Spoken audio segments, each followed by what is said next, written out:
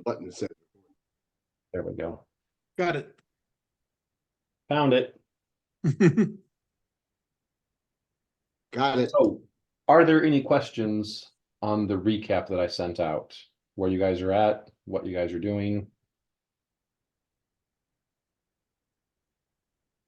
We're taking the found refugees back to our main camp, and then we've got to get everyone.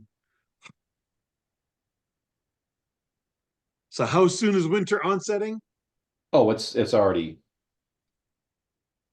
You guys are the equivalent of probably early December right now. So you're not in the thick of it yet, but it's definitely winter's already pretty much here. And where's the closest place we think we can take the refugees to get them out of the dragons area? Oh, the Green Dragons area? Yeah. He's kind of, I mean, he hasn't given you any boundaries, but you think he kind of claims all this forest around you. Don't have everything. No, you think he does claim everything. We said we were working towards that too. I mean, we can't leave right now where we're at. We have to No, get that not right right. now. Yeah. And you guys kind of agreed to that. Yeah, he didn't say we had to do it immediately. Right. And We also said that we would stop logging or at and- least and minimize the cutting down of trees. Minimize. Yeah, minimize. Yeah. right. There's a way, and Ephraim would definitely know it. Valky might be a little bit into it, maybe Echo. There's ways you can cut down trees in a manner that's not going to permanently damage the forest. Right. Yeah, and we So when you blanket take a whole area, level the whole area, that Right. does damage that area. Right. All right. But if you select, hey, we're going to take this tree and then we're going to take this, then it doesn't damage the forest. It just thins it out and allows things to grow. Right. We're gonna pick on the more mature trees that are gonna start to die anyway, letting the young ones grow, and get good at cutting down so they fall between other things, so they don't hit a bunch of other trees on the way down. So So it's going to be We're more gonna- difficult. We're But- going to set up a forestry management system. yes, Yes. Do we have anybody in our group that can do that? Yeah, Don's a ranger. I can a little bit. I'm a ranger. Well, I You meant gotta- of all the people we've been harboring and taking care of. Don't they all Well, I'm have gonna skill teach 'em. sets? I'm Yeah. gonna teach them. Yeah, right now they don't know. I mean, Right. most of you guys, there might be an actual lumberjack that was part of the original refugees, but that's kind of doubtful. You guys Yeah. are all kind of, hey, this needs to happen. Jack, and they're okay. So I think Tom and Mike and John, you're our new lumberjack, so figure that out. And then, hey, you three are now our, our herders, so you take care of the cattle and the goats and whatever else. Yep. Yeah. It's not Take so care much, of the cattle for the- yeah. there Take there care might of be the a few of the people, yourselves included, that are doing jobs that you were trained to do or that you know very well. A lot of it has just been, there's a need here, someone needs to do it. And someone kind of stepped up and, okay, I'll figure it out. And that's kind of how your skill set's been distributed, so to speak. No. Congratulations, you're the new animal husbandry specialist. Mm-hmm. We saw you petting that cat over there, so obviously you know animals, so Right. you're in charge of all of them now.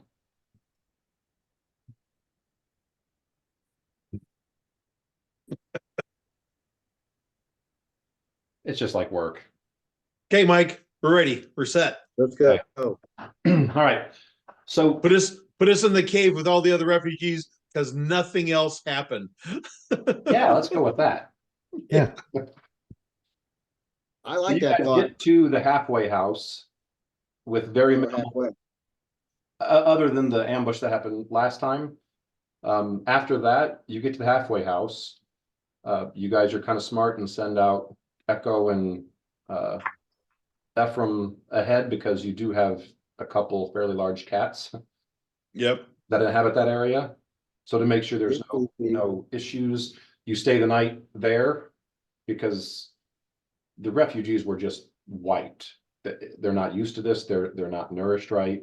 Right. And you guys were physically helping them the last part of that journey. So everyone got there and immediately crashed. That night was thankfully uneventful. You guys got up the next day and you've been traveling. You anticipate sometime early afternoon, mid-afternoon, getting back to the caves. So that's kind of where we're at. You guys travel, same thing as yesterday. For the first several hours of the day, the refugees are doing pretty good. Keeping up with you guys, you know, winding your way through the non-path that you guys have created. But I'm hiding our trail from behind. still, okay. Yep. But as it gets to lunchtime, definitely, especially after you have a little lunch and then continue, there's a noticeable difference on how well these new refugees are moving through this. So it takes you a little longer, but probably 3 p.m.-ish, you guys get back and you see the caves. Cool. So you're met Caves, with the caves. people on guard. Any sign of anything we don't want to see? Any sign of trouble? Any Not sign as of yet. Not as of yet. From where Okay, you're well, I'm standing, looking everything for looks that, normal. okay? How's that? So you guys get back as soon as one of the guards sees you guys. One of them rushes out to you, the other one rushes back into the cave. Okay. And about the time you guys get to the cave, there's a rush of people coming out of the cave to see who you've got. It's very much kind of like you guys did when you guys got to Valky's area. You guys were just running as soon as you got, you know, out of the city across the river. You guys didn't have a chance to even say hi. It was pretty much just run for your lives. No time for, yeah. So remember when we got to Valky's, there was the pause and then the sudden, oh my gosh, hugs, crying, you know, whatever. Right. This one's about the same thing, just a lot more people involved. Same thing, lots of happy tears, lots of sad tears. And this goes on for 15, 20 minutes. And then everyone gets back inside the cave. And Auburn says, you know what? This calls for a feast. We're gonna, against my better judgment, we're gonna use some of our extra rations and we're gonna have a feast tonight. We need to celebrate this. I So was just looking for spells to generate food. what's that? I was just looking for spells to generate food. I don't know that I have any. Go ahead. I'm sorry. The cleric might have some if he's got those ready. Great food. You can get them ready for, yeah. Let's rest tonight and celebrate tomorrow. Sounds There you smart. go.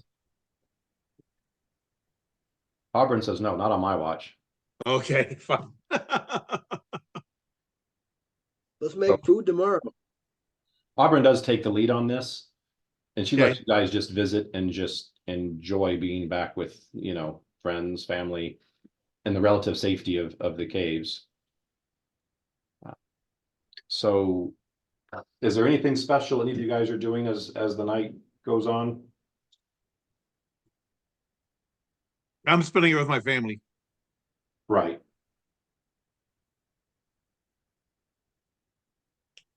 Don't need anything specific? Okay. You guys get back, there's, you know, guys get to bathe, feels much better actually being clean, especially after all you guys have been through for the last 3 or 4 days. Lots of hugs, lots of you guys pretty much all evening long are getting the scragglers of people coming up. Especially those that had relatives that you guys got in this second group. All of you guys are getting very heartfelt thanks. And it's just, you guys have noticed the last few times you have been in here that there's kind of not necessarily bad morale, but you definitely notice that everyone's working really hard. You don't have even half the comforts that you had a month ago, Right. and the outlook doesn't look the best. Morale is fading. That's been weighing on people, and the morale has been fading. That's a good way to put it. What's going on tonight, you don't see that at all. Okay. Everyone's happy, the extra people, the reuniting of some of the people. So Auburn may have been right to do this to get morale a little bit more It's a good on night. track. And yeah, you guys are, like I said, this is kind of, you guys have a better understanding than a lot of the people who just live here, because you guys are out and about. You guys are you've seen Fandar several times. Most of these people haven't seen it since you guys left that very first night. So you guys definitely have a better understanding of the big picture, what's going on, what's to come. These guys don't have that. But like I said, tonight, it doesn't matter. It's just a celebration. Hey, we've rescued more of us. We can do this. That's kind of the theme of the night. And you guys all have a great night. You guys aren't getting sloppy drunk, but yeah, the alcohol is flowing a little more freely. There's probably the equivalent of like a double ration dinner is what you guys have. Mm-hmm. And it's a lot of your nicer things. So it's just a really good night. Both for the refugees and for you guys as well. You guys have just fought a whole city, you know. One of the hard things you guys came to realize when you guys were in that city is like I pointed out last time, it was always the assumption that this is a temporary thing because wars and people take over. You guys were just biding your time to go back home. Right. After last foray into the town, that hope kind of got dashed for you. They're not leaving. They're not leaving. Like, it looks like ever. So the hope of this will pass and then we'll just, we'll be patient, wait them out, and then we'll go back home. That's not going to happen. Not with what they're doing to this place. This isn't something they're going to give up. Right. So you haven't shared that with anyone here yet. But like I said, that was kind of a blow to you guys, especially those of you that lived in the town. It's like this kind of is real now that we're not coming back home here. This will not be home, at least not for a very long time.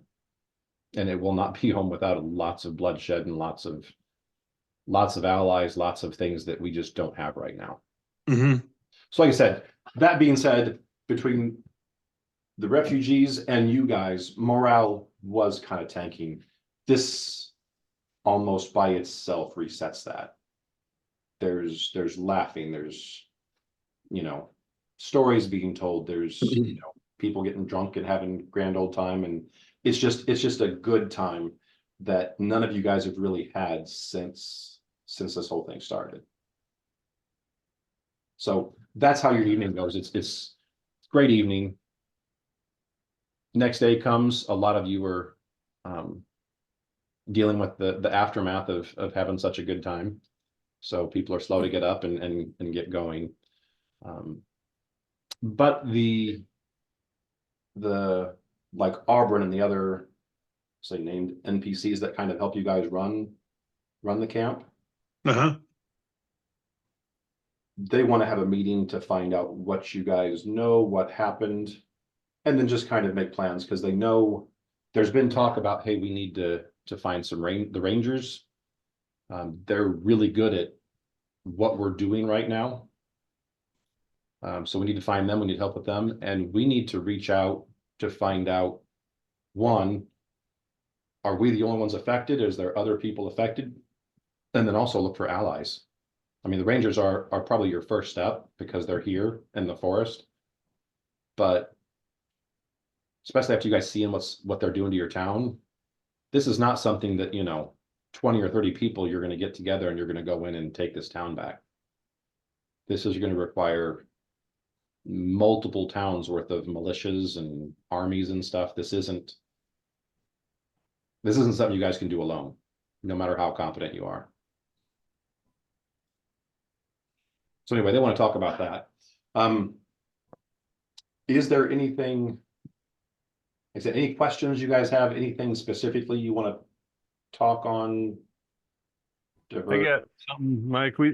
I know before we went on this mission, we had talked about the other steps and the things that we wanted to do. Like Mhm. one of them was trying to find the rangers, I think, and one of them was sending people off to contact local villages. Right. Is this meeting going to incorporate those things, or Yes. should I? Yeah, okay.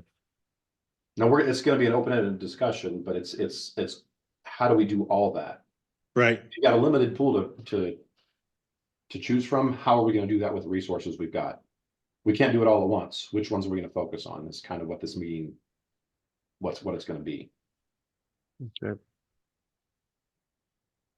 So if you guys don't have anything specific you want to do with any of the individual NPCs or whatever, we'll go ahead and you guys have this meeting. You guys go off to one of the rooms, probably in the underside of the downstairs part of the caves, the ruins part. So you guys can plan, talk freely without everyone hearing what's going on. Because let's be honest, what you guys just found in the city, it's not something you want to broadcast. We don't want to broadcast guys. this to everyone because morale's going to tank right away. Yeah. Hey, guess Yeah. what, guys? It's so much worse than we thought. But we got that, you know. So you guys go in, actually probably the room with the forge, where the forge is.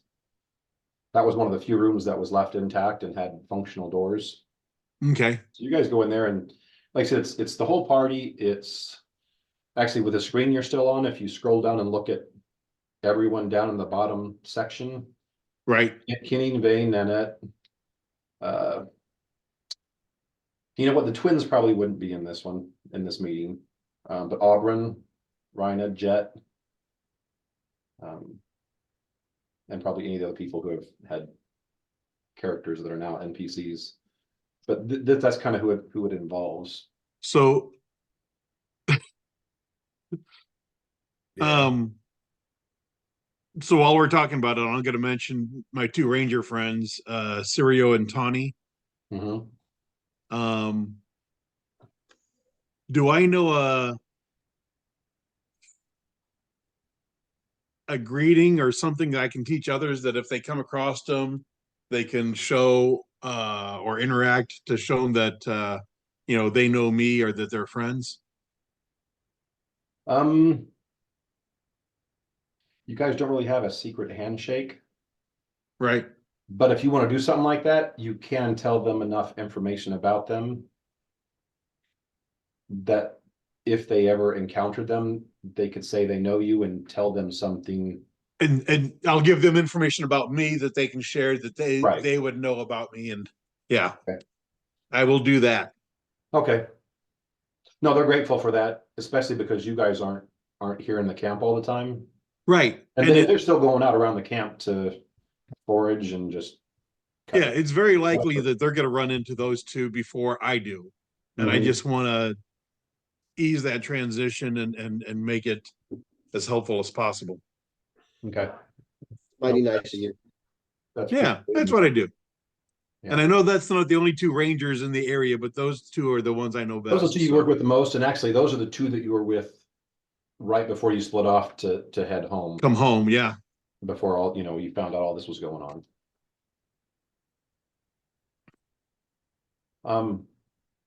So one of the things that gets brought up is the dragon.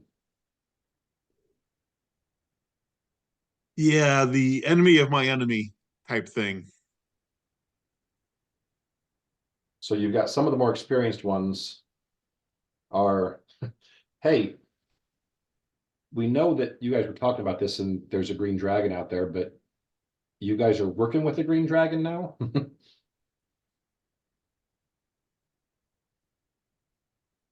I think he would say that our deal is done. We know of each other. You know that's not true. Well, You can say this to them, but I'm just saying you personally know that that's right. We know of each other. We know we have a common enemy. We have a relationship, but not a friendship. It's It's US and Turkey. It's a mutually beneficial relationship. Okay, And he would sell us out in a heartbeat if he thought it would really help him. so the more experienced ones, like probably Nanette and Auburn, they're the ones that have the more thoughtful looks as you guys are talking about this, and they're kind Uh-huh. of back and listening. Both of them kind of come up with the same thing: is we trust you guys, we trust your judgment, but yeah, be careful. But be careful. And we have Echo to scratch under his chin and give him healing thoughts anytime we need to. So, Well, like Right. a cat, like petting a cat. Yeah. You Big- guys leave out the conversations you've had about how humans taste so much better than hobgoblins? Yes, we do. We do leave that out. Okay. So the dragon is one thing that comes up. Now, part of that conversation is that your side of the deal was you're to help him rid the forest of anyone who wants to do it harm. Right. Now, that part of the deal, which is the biggest part of the deal, I would say Valky and Ephraim have no heartburn with at all, because you guys are probably kind of agree with him on that stance. Right. If He does someone's also. in here trying to torch the forest, then they don't need to be here. Now you guys have kind of turned a blind eye and kind of just, you know what, we have to survive. And so like the extra, felling the trees that's been done so you guys can build stuff, you just kind of let that happen because you know what, you guys have to live, and you guys It was a necessity. you Yeah. guys aren't in the greatest spot. It's not like you can, but now that you've made that deal with him, he's helped out. You know very well he expects that you're going to follow through and limit what you do, or at least do it in a better way, Do it in a better way and limit what we do. Right. which And I think Valky's always had that strategy. She's been Mhm. living out there a very long time. So Right. this is part of her character naturally anyway. So, So I think a lot of it is just, Balky and Ephraim and who else, teaching the others to be more mindful and how they can be more mindful. right. Now, neither one of you are experts in that, but both of you know more than probably anybody else in his group. Right. So And Echo's a nature priest. yeah, Echo's His- kind of in Oh. this. Yeah. He's- Echo also then definitely. His religion is the green Dang faith. it. So My, I'm damn it, I missed my chance. He didn't turn it off. You missed it. I could have ordered M&Ms Yeah. If you had done it fast. if I'd have been fast. But anyway, he's a nature priest of the green faith. So Right. So yeah, he's kind of, again, not an expert in this, but I'll say knows so more that than kind of your. that kind of stuff. He knows a good bit about how to interact with the forest without being a net loss to it. So Right. Right. So one of the things that you guys know, it's going to be a problem with this deal is, like I said before, everyone is working as hard as they can so you guys can just survive. It's not like you've got half the group's not really doing much. Everyone's pulling their weight, and you guys are barely doing what you need to survive. When you present this new way to do, logging and stuff like that, and getting fuel for fires and stuff, you're adding, you're maybe doubling the work of someone of a group who's already kind of exhausted and already. Hey, we just brought 12 people. Right.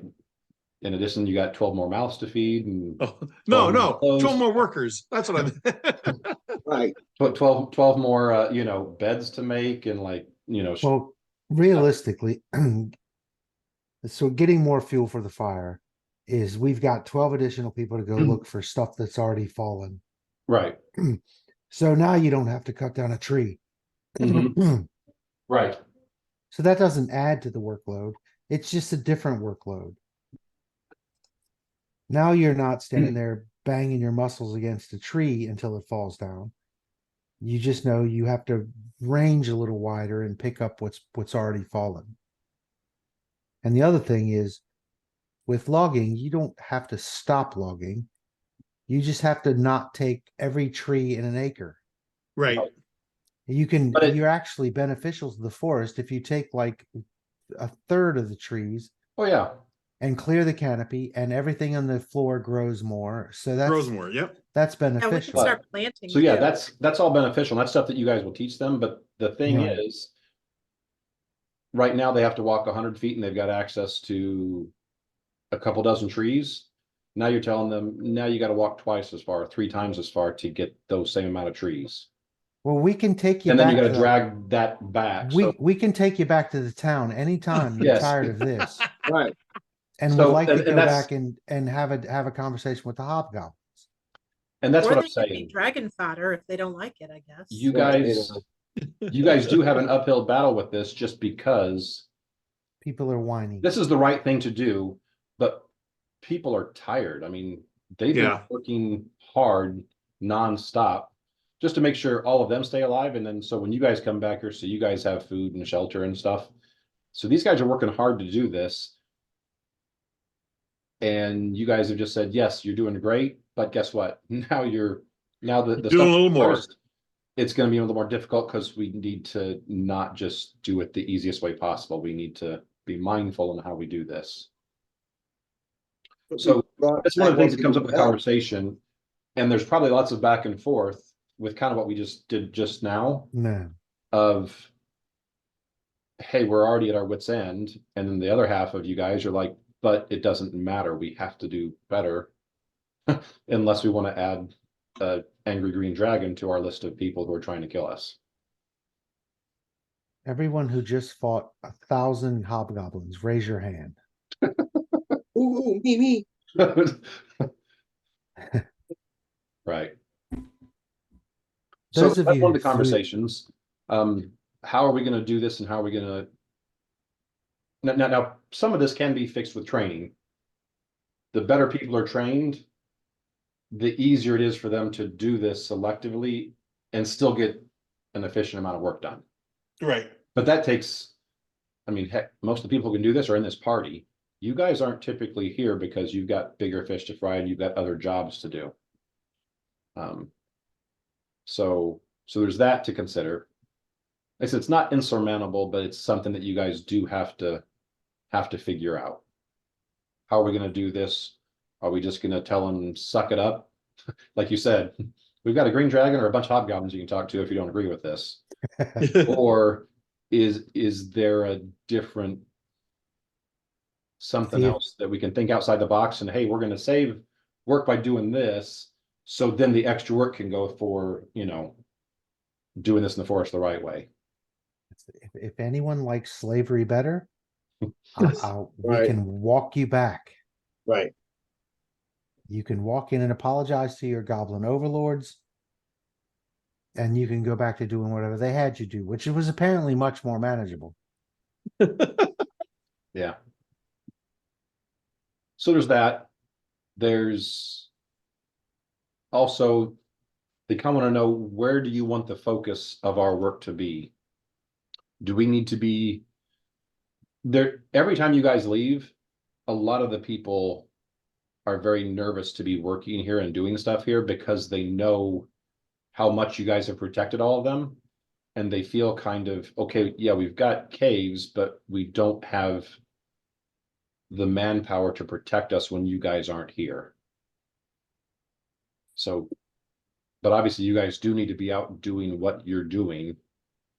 So do you guys want us to focus more on defense and give up some of our food making and some of our,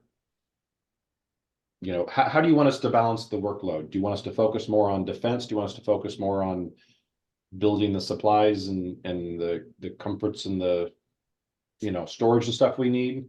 Do you want us to focus on just food and ignore the other two? How do you want us to, just keep doing balance like we've been doing? And Okay, so are we grouping these things into 3 things?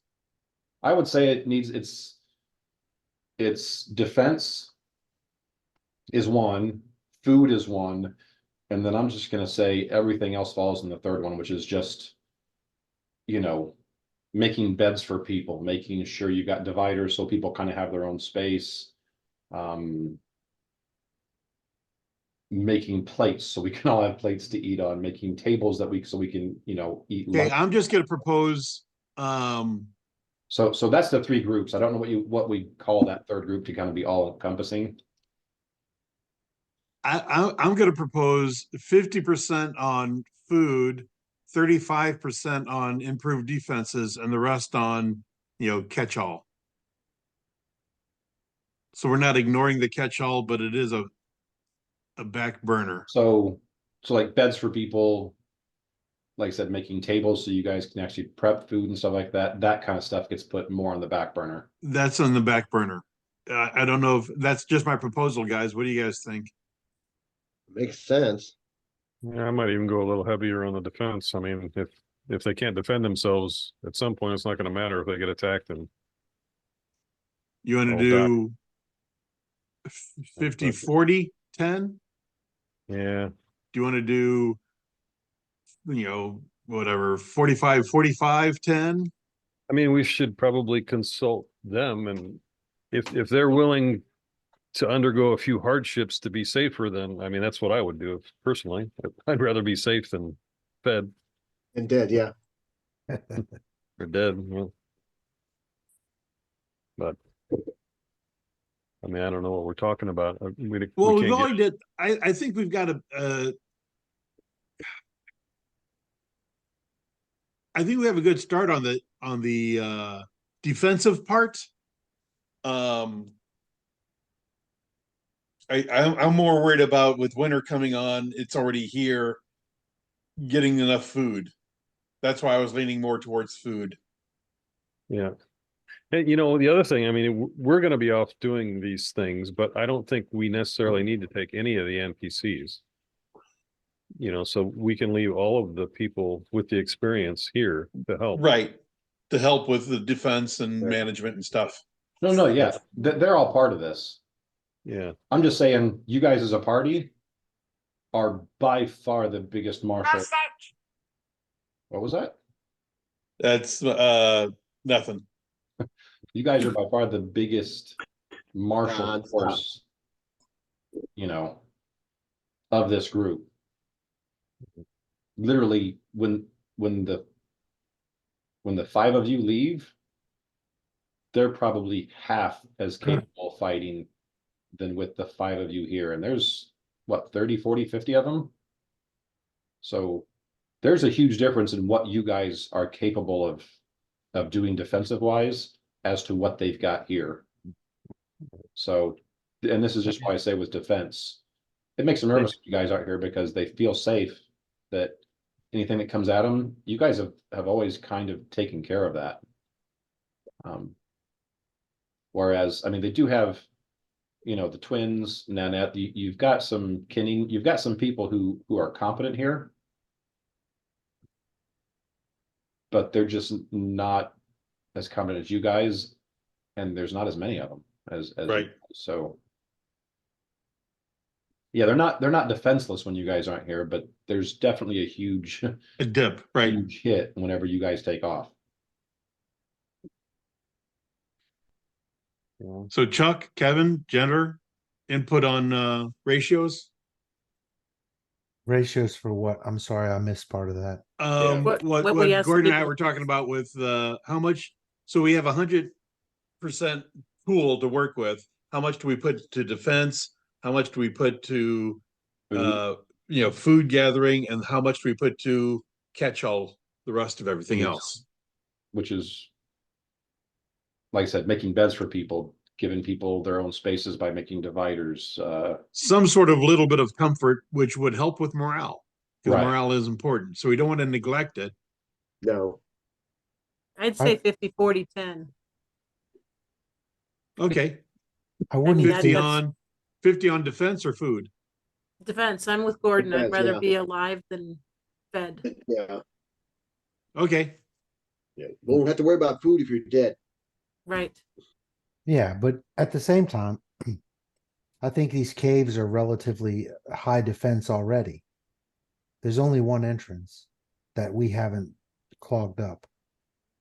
Right. And there's only don't- so much you can do with defense. I mean, once you've built, Yeah, I mean, once you train a little and you've got some bow and arrows and stuff, and you've got a fence Right. up to hide the cave, then Right. I mean, you might You want guys to don't do have all some. Well, that, let's, though. let's start with 50 on defense and then, reassess, Okay. tell Auburn to reassess after a week. If we get to a point where, we're making a 3-foot thick wall rather than a 2-foot thick wall, start allocating more to food.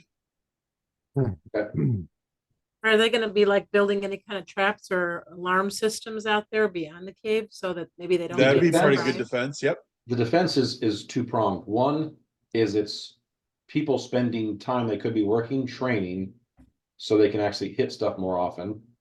The other part of defense is, like you said, it's making bows, it's making arrows, it's creating choke points, it's building thicker walls, it's, all that stuff.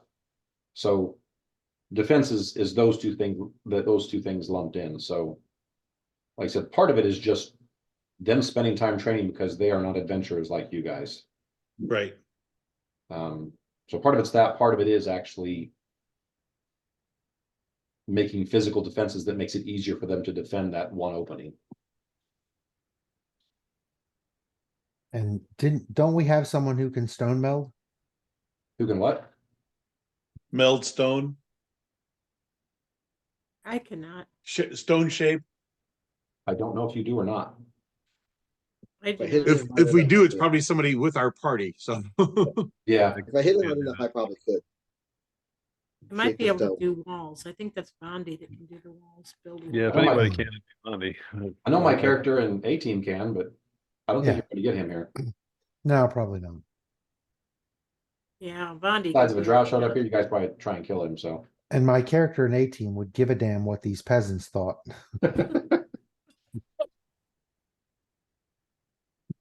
he'd be okay with them as long as they weren't making deals with demons. Exactly. Are any demons around? You guys aren't making deals? Okay, you're good. Dragons are okay. He has no Green problem with dragons are all right, dragons. just no demons. Just stop making deals with demons. Now, honestly, I would think that at this point, with what we already have, it shouldn't take 50% of our assets allocation for defense. I mean, literally, give them sharp sticks and stand all 50 of them at the one hole in the cave. Right. They could stab. It'd be like a sewing machine with 50 needles or a tattoo machine. They could stab that hole over and over again. That doesn't take that much training. Mm, We need food because food's going to start getting scarce. And now we have even more people who are who are going to want to eat. And unlike gas in the 70s when it was odd days and even days, most people don't do well with that when it comes to food. You get to eat today. like you're skipping 40%, because tomorrow. even you got to think you're not just defending attack on the cave, you're defending the people that are out hunting and gathering too. So you're going to have to run like a few people out with pointy sticks to hang out with the hooks that are bent over Let's- with baskets, pulling let's out. start roots. with 50% on defense and then reassess every week. Yeah, I mean, it's kind of an ethereal thing for a percentage. I mean, what does that Yeah. mean? 50% of Really, there's no Percentage of their formula time, here. basically. Yeah. I there's no mean, formula here. I just want to know, so as things happen, I can just look at these raw numbers and say, okay, based on this is where their focus is, this is how this event affects this group. right. right.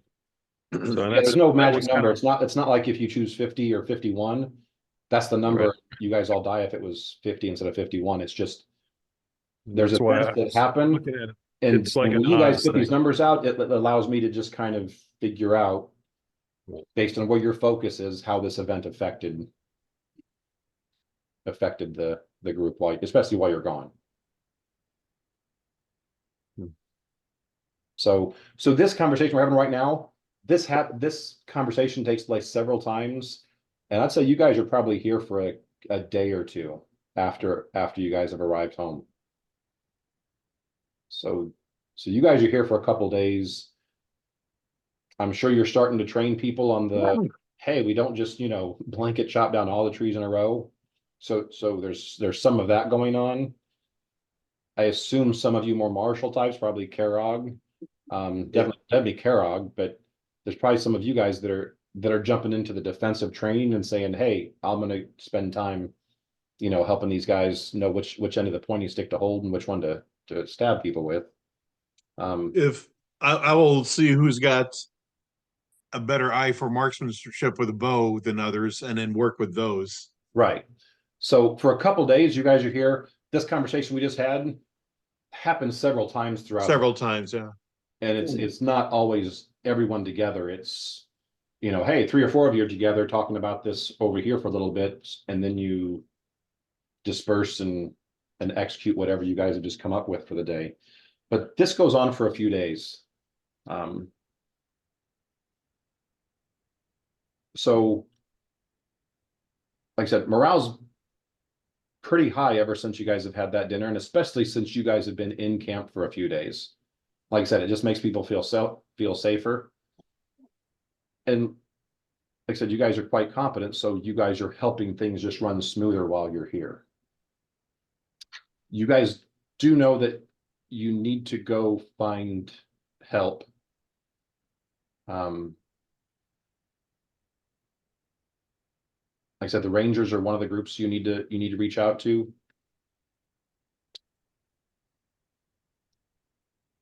So after a few days, what is it you guys, I guess, decide, or where are you gonna, as a party, what are you wanting to do next? I assume it's the Rangers, but I don't want to force you That's into my- it if there's something else you were wanting to do. I think, the Rangers addresses this, what we've been talking about. I mean, if Right. we can get a couple Rangers here, we're gonna make these people a hell of a lot safer. So that would be my first thing. What were the other things? Did we say that we could send someone else to try to contact the local towns, or did you say that we had to do that too, Mike? Did we end up sending people to? You could, but you don't know how many competent people you've got here that you would trust.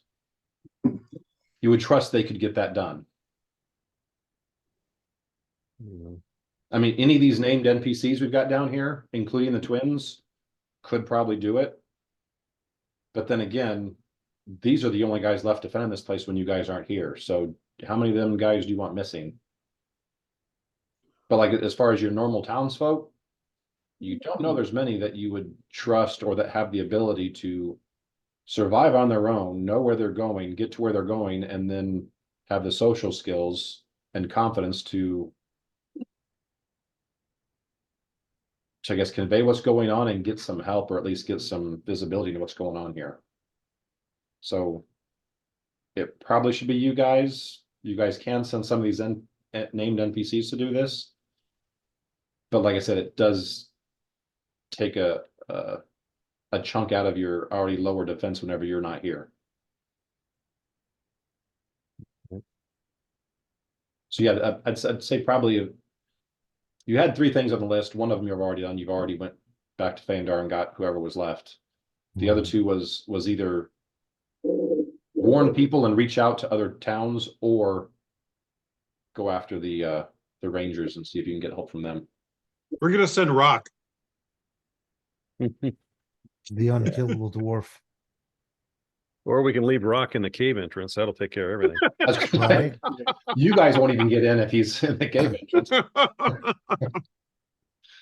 There you go. Um, Rock in the cave entrance. That's 150%. Defense taken care of. Right. We're done. Problem solved. Move on to Let's say- food. Mic drop. That's defense sorted. You guys haven't seen Rock since the bridge. I know. No, he's right there. I see him. I see him on the map. He's right there. Yeah, I vote for going after the Rangers as well, Yeah. Seems like the next logical step. because it's the shortest trip, from what I understand. And we've been talking. You got to go north. Yeah. deeper in the forest. Well, and I think that we kind of figured out where they might be before we turned back and came back to deal with the people at home and Yeah, whenever Yeah. you guys were at the camp, You And guys getting more know townsfolk. you were not exactly due north, but you know it's fairly straight north from there. Hmm. And that's, Don, your character would kind of agree. I don't know where these forts are because they purposely never showed me. Showed them Yeah. to me because I wasn't part of But- the group. Right, But- because you're not part of the group yet, but just But I do travel have a with them general and- idea, and yeah. just your sense of direction in here. You're like, I kind of agree. I think from where that camp was, yeah, I think it was pretty much due north from there, or at least semi close to that. Yeah. And then we can start off for various towns to plead our case. Okay, so with that being said, you guys are here 2 or 3 days.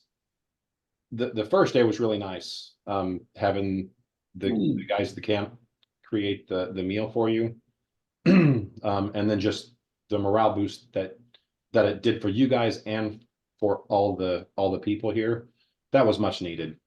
Since then, you guys have been working just as hard as them, training, organizing, administrating what's going on. You do that for 3 or 4 days, and you guys at that stage feel, okay, we think we've got everything decided. We think we've got them at least going in the right direction now. It's time for us to do the next step. So you guys head outside. You're talking with probably a dozen of them outside the cave entrance. As you guys, you're packed up, you're ready to go. You've got your provisions, you got your gear and all that with you. You're talking for about 20 minutes, just kind of giving some last minute instruction, telling them what you're doing, that kind of thing.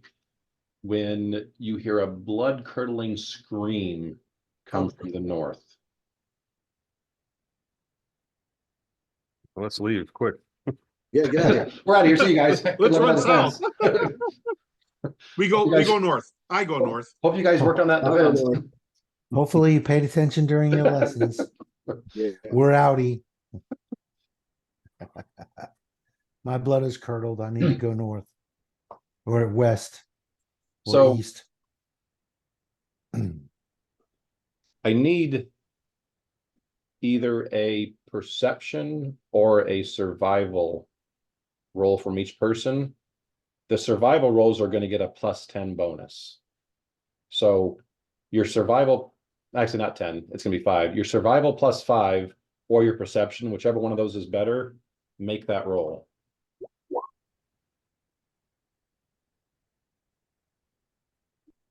With the +5, that's 24. Right. I'll assume if I see any macros with survival, that it's 5 higher than that. Yeah.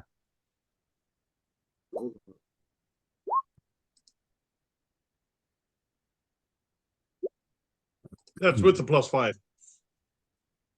Oh, sure. Overachiever. Quit That, being per- such a ranger. Oh, wait. that perception check's not adjusted for me, for Karog.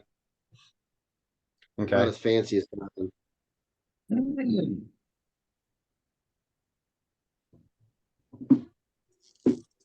So do we have everybody? 1, 2, 3. 1, 2, Dog rolled also. 4, 5. How did dog roll? Dog rolled a 16. Right. I've got one roll from. I don't His have. is I don't have his- Valky's roll. dog rolls easy. He just tucks his little legs up and Yeah, mean, come on. Jennifer stepped away from the monitor for a bit. Okay. All right. We'll continue. We'll continue without. So with these rolls, Karog, this scream seems a little off to you, but you can't quite place your finger on it. You're like, okay, that was definitely a scream, but it was something slightly off about it. Now, Okay. Don, with your 35, Yep. this very human sounding blood curdling scream, you are quite convinced did not come from a human. Okay. In fact, with a 35, you think you might know what it is, and you're kind of shocked if it's true. But it was still a scream of panic or pain? No, Or it was a mock just a thing? blood curdling scream. Okay. So, do you remember what we fought Friday night? You think Yes. you think that's what it is. Oh, God.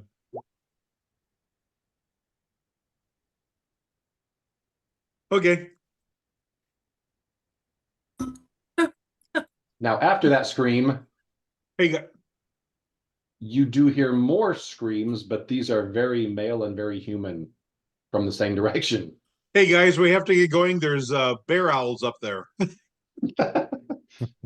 Tell them to put some clothes on and stop screaming. No, we gotta hurry. There's that sounded like an owl bear. Okay. Let's let's We hurry. take off. I take off as quickly as I can. I'll follow. Head north. Okay. As quickly as you can is faster than as quickly as I can. Okay. So I'm gonna try to keep up and fail. As long as you try, that's all that matters. Yeah. Yeah, All we I'm, can ask is you try. I'm giving it a good effort. But every round I'm We'll gonna let be you know when failure's not an at option. least 10 feet back. We won't outrun you. We'll stay back. There you I'm go. like a dwarf. Not good for sprints, but dangerous over long distances. Okay, I'm gonna center this in the middle of combat, and that way I can forget it. And okay, so everybody's on the screen. Yeah, these bushes look familiar. Yeah, I was just gonna say the same thing. Don't they? Hmm. It's like we're going around in circles. You guys, we're in the same place all the time. Like the forest has one map. That's one map. Right? Now, the forest all looks the same once you start traveling around it. Whatever. Do we need to roll initiative first, or can I Yes. cast a spell first? I just grab you, put you on there. Yeah. But I want to You cast a guys want to spell. order yourself? I'll let you guys move yourself 10 feet from where I placed you. However you want to order yourself, but after that, we're gonna everybody go ahead and roll initiative, and we'll start there. I don't see us. You're Oh, at the there we bottom, Down the bottom, right? south. Yeah. It was hard to. I had to look hunt and peck too. 10 feet. There we go. That's my boy.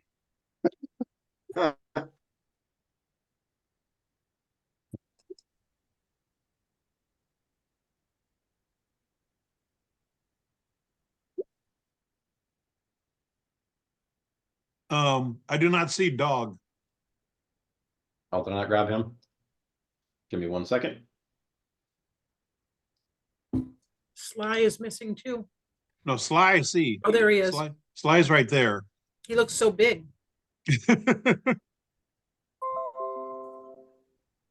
Do we see these dudes that are with the owlbears, or we can't see anything yet? That are with them? Yes. If you look up, there's two humans just south of the owlbears. Uh-huh.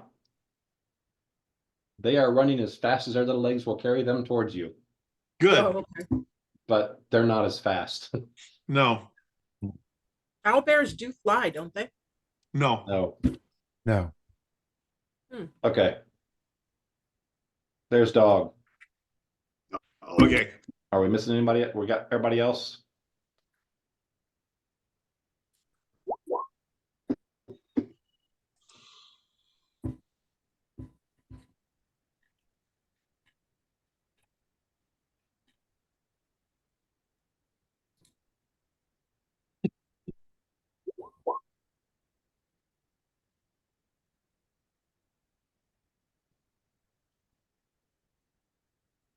I don't see Karog's initiative.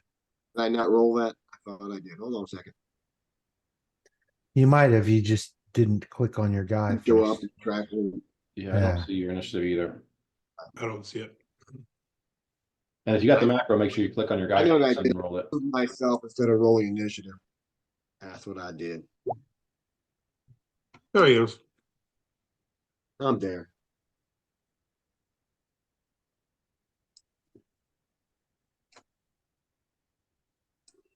Okay.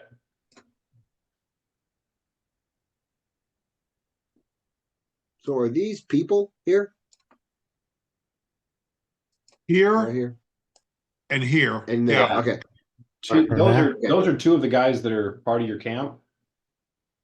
They're two of the guys that Okay. are on foraging duty or on, lumber Okay. gathering duty. This is why we need defense.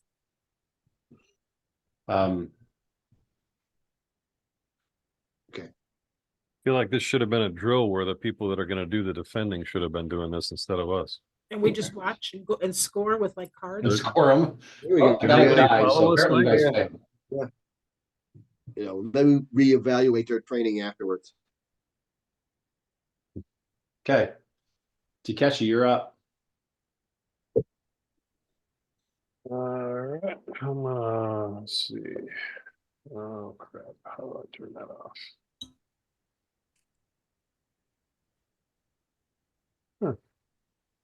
Birds have Oh. excellent smell and hearing, don't they? Do they have smell? They have good smell. Birds? Yeah, don't they in general have really good smell? Don't they kind of, or is it just, it's eyesight? That's I what don't, they're I don't think they can smell. It's eyesight. Yeah, they generally have good eyesight. And probably their hearing's not bad. They have nose. Yeah, but I don't think they have olfactory systems. You No. have a nose and you don't have good smell. Hey, just because I stink doesn't mean you have to Birds, point it out. birds have olfactory systems. Do they? Yeah. But primarily they search for their prey with their eyesight, I believe. Eyesight, right. Well, So, Takeshi, some. did you just do a double move? Is that what you did? Yep, I'm done. I did a double move. Okay, and you're in regular human form.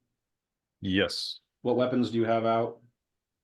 I have my crossbow and I armed it while I moved, so I'm ready to shoot it. Okay. Assuming these things look like they're attacking, which I assume they are. I don't know if the character has seen an owlbear before. If you guys have heard anything about owlbears before, is that they're very mean and they pretty much attack anything they want to whenever they want to. Mafia. Mean and aggressive. Got it. Yeah. So Ephraim, you're up. Firing 2 shots at this guy here. I am just past my first range increment. At which guy? The one farther south. Okay.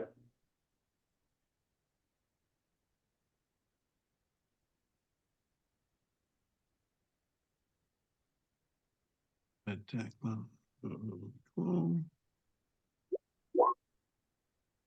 28 to hit. Holy crap, dude. Yeah, I think those both hit. Third shot was 25. Does 25 hit? Yes. That's awesome. And these aren't hobgoblins. No, I didn't do the hobgoblin ones. I did the mini shot. Right. Okay, so rapid how shot. much damage is that? Let's see, 15, 24, 28.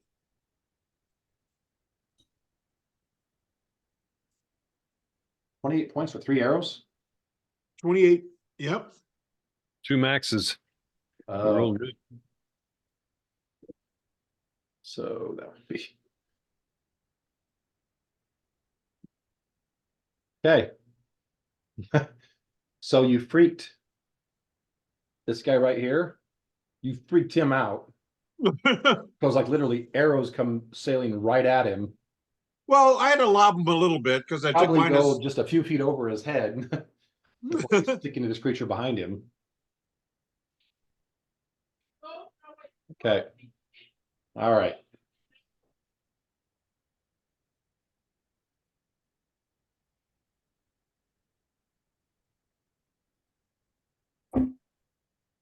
So Valky, you're up. I am going to, from the distance where I'm at, I can enlarge our main warrior.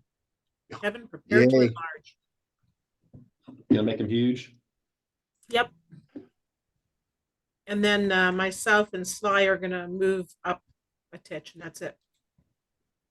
Okay. All right. Does that give me enlargement? Give me anything to my speed? No, it doesn't. No, I don't I think didn't so. I didn't think so, but I thought I'd ask. Okay, you are now up though. Multiply Okay. your height and weight by 8 increases Your size category to the next larger one, you gain a +2 size bonus to strength, a -2 to dexterity, a -1 on attack rolls. But you should be able to do a lot more damage. Yeah. 10 Yeah, Yeah, foot. basically your 2 hit cancels out, Cancels out because Right. your strength, yeah. but you get an extra +1 to your damage and plus the damage dice. So your great sword The was size 2d6. increment. I think Plus you get reach. I think You it's also get reach. 2d8 or 3d6. There's a chart that tells you what it turns into. Yeah. All right. Let me get If back you to this. don't want it, just let me know. If it's cumbersome to you, Well, let me know. just gotta figure out everything. I gotta keep track of what I can do with it, but Well, you get reach too. Remember, you don't have to get in as close. right, yeah. All right, we'll give it a shot. So let me know Okay. if you want it off. Yeah, we'll keep it on for now. We'll try it. All right, I'm gonna do a double move, which should put me.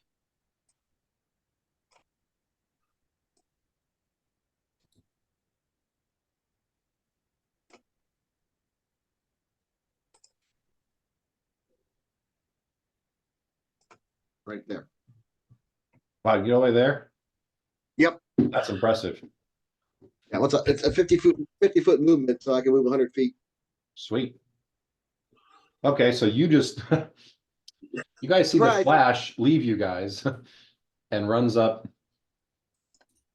And yeah, you get right in this thing's face. Mm-hmm. It was actually looking at the guy that was closest to you until several arrows hit it, and then it started looking past it, but then you got in its way.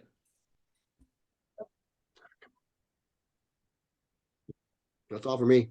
All right. Good night. All right. Good night. All right.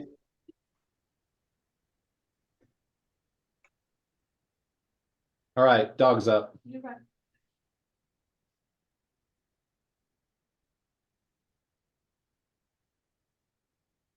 He enrages and advances to there, so he's raged, Isn't which he is a always standard pissed off? action, right? What's that? Raging is a standard action. I don't know. I don't play a barbarian. Yes, Yeah. I think it's a standard action, so. it is. Yeah, My memory is. So he gets pissed off and then runs up. Yep. Okay. All right. Townsfolk. From experience, getting pissed off should be a free action. Yeah.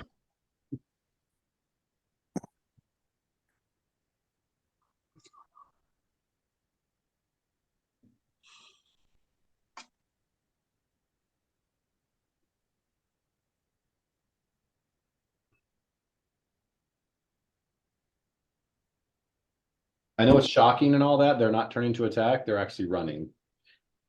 The owlbears, No. The the town. people I know.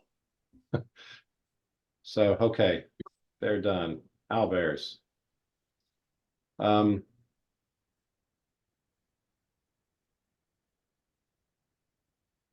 This one, since it's got a willing target right in front of it.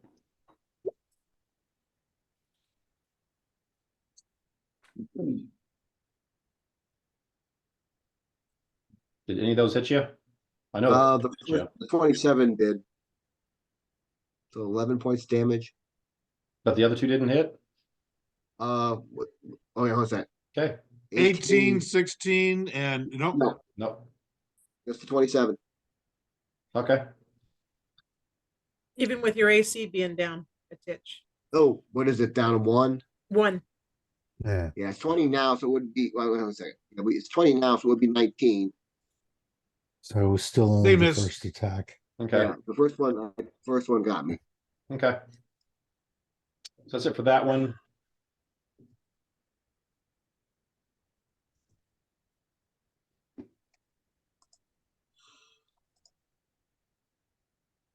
Okay, we're gonna roll. It's odd he comes after Erog. If it's even, he continues after the townsfolk. Okay.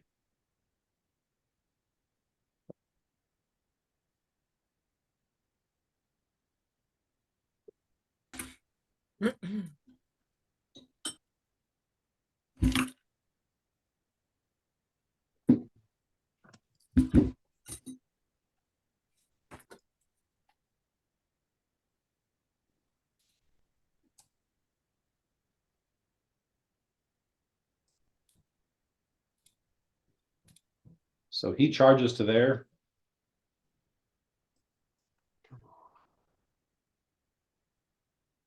He's gonna swallow him. Oh my gosh. Okay.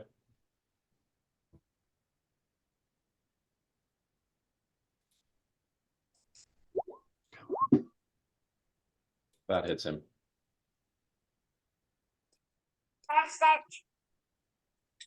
Okay. That second one runs straight up and just almost claws that one of the guy in half. Oh, He critted him. So wait, does he get full attack when he had to charge? no, he just gets the first one, but it's the first one that The first one was enough. the first one was natural 20. Yeah. It's I 9 see it. damage, he confirmed, so it's 18 damage. That's more than 10 over Yeah. what that guy had. If it wouldn't have been a crit, it would have just knocked him down, but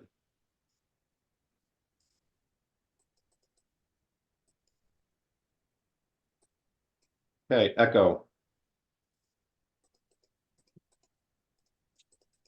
Hmm.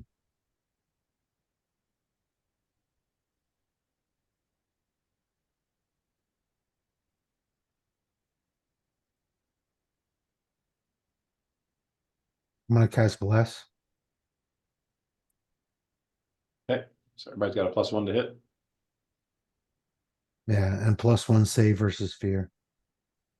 Everyone except Karog, Right, because he's outside the circle. right. But that includes the one remaining townsfolk. All right, Takeshi. I'm gonna move. I'm gonna move back behind this tree for cover. And then I'm gonna try grease on him, I guess. So 10-foot square centered on this bad boy. Greasy bird. So basically, it's just the same area as what he's in. Yep. Okay, I'm not going to draw to the map right yet. So you said it's a reflex save? Yeah. Okay, what's the DC? 15. He does not make it. Good. Now KFC. So he falls down.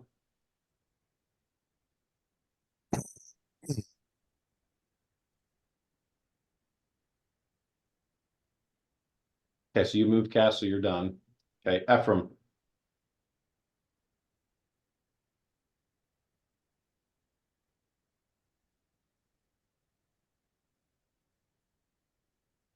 I'm gonna delay until that thing starts to stand up because I'm at -4 to hit him Yeah. while he's down. Mm-hmm. So I'm readying an action. So as soon as he stands shoot up, him as I soon am as he stands unloading up. my full round. Okay. All right. So I'm just going to move you down to Just below him, yep. just below him. Okay, Valky, you're up. Actually, gonna- just above him. Because as soon as he starts to move is when I'm gonna go. Yeah. I'm gonna load Sly up with a touch spell, which ironically is called Touch of Blindness. Okay. And he has all the time to get there. And all he needs to do is go down and take his little black talon. It's a 16 fortitude save. And basically it causes him to be blind for a round unless he makes a fortitude save. And he can use this touch attack 1 time per caster level. So it feels like this is a really kind of an odd spell. It feels like Sly has to hang around him and touch him every round. I don't know if I'm reading this right. Any touch attack not used after 1 round. per caster level is lost. Okay, so we can just hold the charge for that many rounds. But once he does it, it's Oh, I see. spent. Right. Well, it says You you said- can use this up to 1 time per caster level. So it sounds like you can use it Oh. 6 times. Doesn't it? If it says Yeah, that. sounds like yeah. you go around touching people. Yeah. Okay, Okay, for you said the DC was 15? 16 fortitude. 16? Okay, you got an 18, Okay. so at least this round he's not affected. Okay, that's what Sly will be up to. And then I'm just gonna move. Well, you cast a spell, so that was your standard action. I get a 30-foot move, right? So yeah, you still got a 30-foot move. That's all I'm gonna do. Okay. All right, Kara, you're up. Okay, hold on a second here.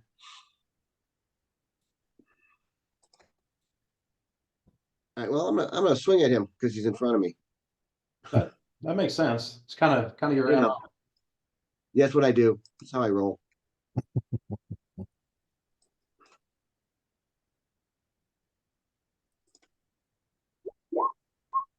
Yep.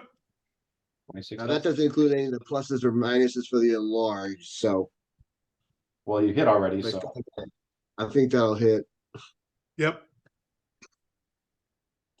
some damage.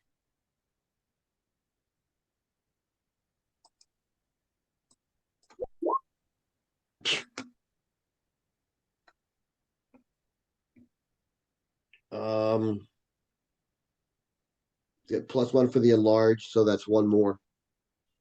So 14. 14. Dude, make your weapon bigger too. It should be. His does it- 2d6s were a 3 and a 1. Mhm. Yeah, I rolled crappy. and it's Yeah. better than the 2d6. I just don't know what it is. Whatever 2d6 becomes when it's enlarged. It's Yeah, either that's too 2d6 low or it's for- 2d8. Okay. It's 3d6. Okay, I 3d6 didn't. Yeah, I don't or have it back. 2d8? Okay, so add another It's 2d8. Just roll another d6. We'll add that to Okay. it. How about a 5? Okay.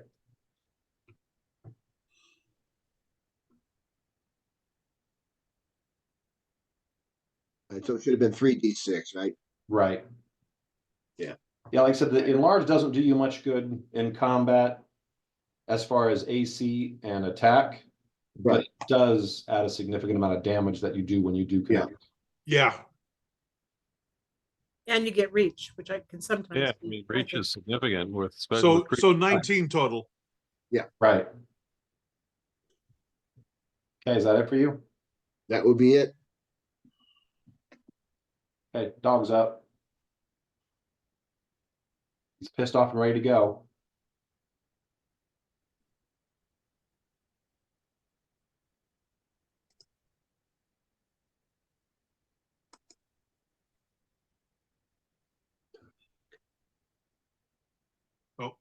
Why didn't he move?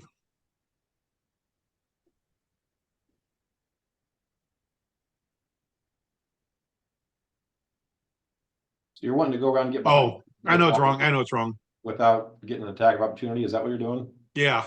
Okay, just go ahead and move him up there. I saw the path you were I trying. had it on measuring rather than, moving. So, okay. That was a double action though. So that's all he's doing right now. He's done. Okay. All right. Townsfolk.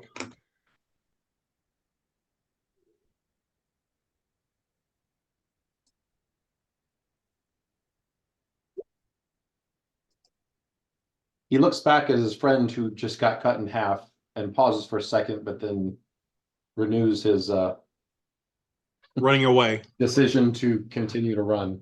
Yep. Okay.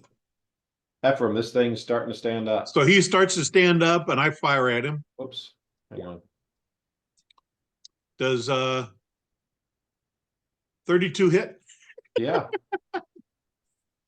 20 and 24 both hit? Yep. 26 points of damage.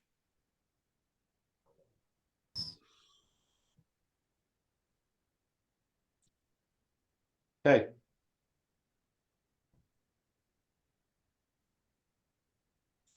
And a 5-foot step closer. Real.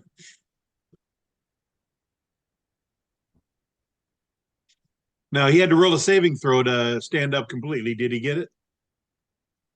Oh, yeah. So what are the rules for Greece? We do this enough. I should have these memorized by now. Yeah, failure means, yeah, once it's fallen, he's basically got to do a reflex save to stand again, is I think how it Right. worked. They're considered flat-footed. Oh, wait. And it's the same reflex save as before. And then if he wants to move, he has to roll a reflex save to move. And acrobatics DC 10 check to Oh, move. acrobatics. Okay. So It's the any reflex. other- And it's And if it DC fails 15? the acrobatics, what's that? Is it DC 15? Yes. Okay, still Ha doesn't. ha. So does that mean he doesn't get up, or does that mean he can't move? As he attempts to stand, 3 arrows lodge into him and he falls down again. He slips and falls down again? Yeah, it means he's failed to stand. And he can't move while he's fallen. I'm pretty sure is how it works. Okay.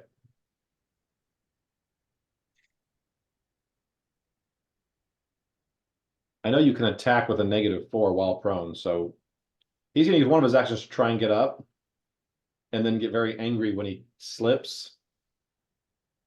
And I'm guessing dogs is only, Dog's 5 feet away, so he can reach dog. he can only, so it's gonna be 4 less than what this says, and it's only just the bite. So does a 14 hit dog? 14 does not hit dog. Okay.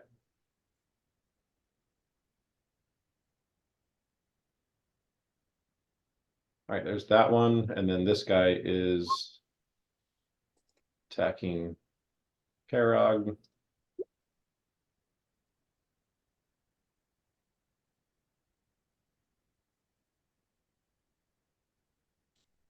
I think you large say, I think all 3 of those hit you.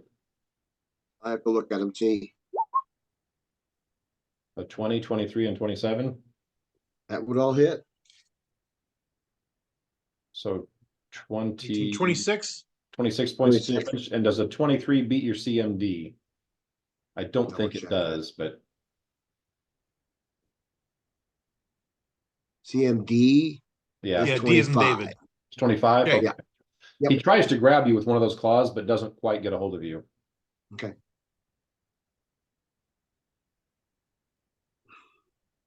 And your bar is like inverted. Which bar? Your hit health bar, you've got more health than you have, really.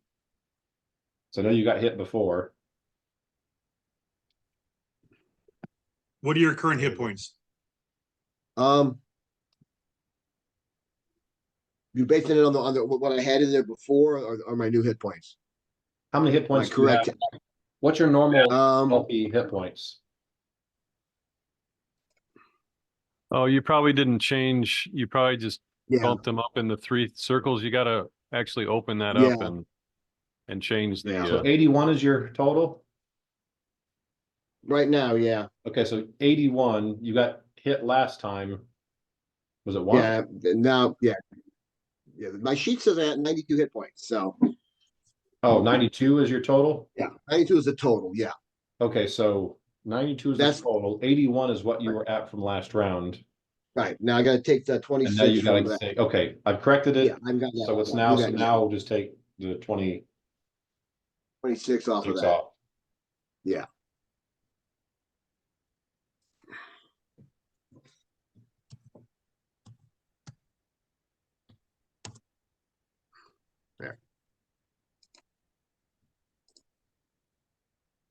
Efren, give me a perception. Ephraim? Yeah. Okay. All right, Echo, you're up. The And actually, Takeshi, you can give me a perception too. No, never mind. You're facing that. 20 wasn't enough? 20 was not enough. Oh, man. And Takeshi's facing the wrong direction, so. Yeah. We're in a forest, so it would be 23 because of my favorite domain, Okay, train.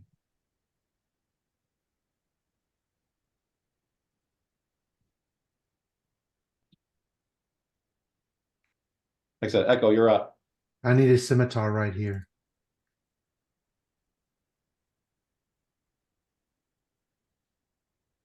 How about just a sword? That won't do. That's not what I asked for. I asked for a scimitar. How disappointing. So where did you want it? Up behind the one fighting Karog. Now, actually, put it here because it You know doesn't what? get. I just made it to where you can control it. Actually, Okay, well, anyone can control it. oh, there we go. All right.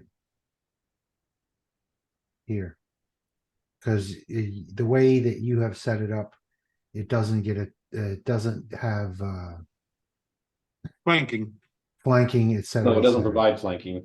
Right. It has to come from your direction. Okay.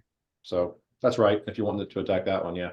Yeah. So let's see. I need to figure out what it hits with. Why is this doing this?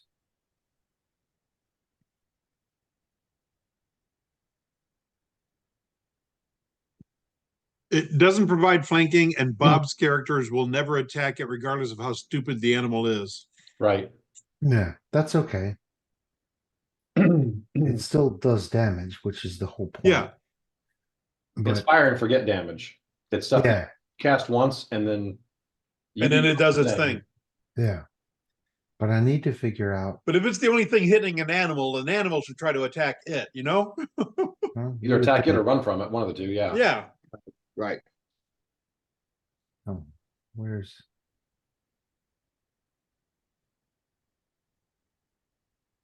oh, here it is. Thankfully. It is that, but it uses. Thank you. Wisdom modifier. Or in your casting modifier. In my case, is this. So it's, oh, Jesus, advance forward. A 21 to hit, That hits. a D8 plus 2, 4 points. Okay. So you cast a spell, it did its thing. You've got a move action left if you want it. I took my move action again. Oh, did you? Okay. Yeah, I didn't remember something about somebody had to move before me. I just moved to where I needed to be. Okay.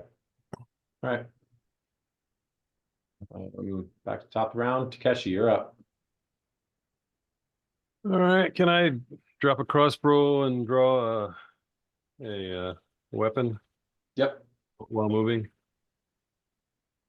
Yeah, the dropping the crossbow is a free action. Yeah. And yeah, while you're moving, you can draw a weapon.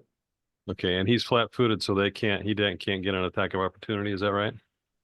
He still gets an attack of opportunity. He's But prone, he's isn't he? So if he takes it on you, it's going to be at a -4. You can attack from the ground. Anyone can attack while laying down, but it's a -4 on that swing. I'm gonna go to there, so if he wants it, he can get it. Did you go straight there? Or did you wind around? I wound around as much as I could. I only got to move. Then he doesn't get one. Okay. And I got, let's see, where am I seeing that? Here with bless. And see. So 9 points. And then, oh, wait a minute, that damage is way wrong. I haven't updated this in a while. 6 plus 5. Well, actually, I just need to roll 2d6 for the sneak attack. Yeah, So that's regular weapon damage. right. Yeah. And then plus, ooh, great, plus 11 for the sneak attack. So what's the total damage done? So 20 20. points. Actually, you know what? My sneak attack, I took a feat, so it's actually 3d6 sneak attack, so I get one more. Now I think you're just milking it. 26.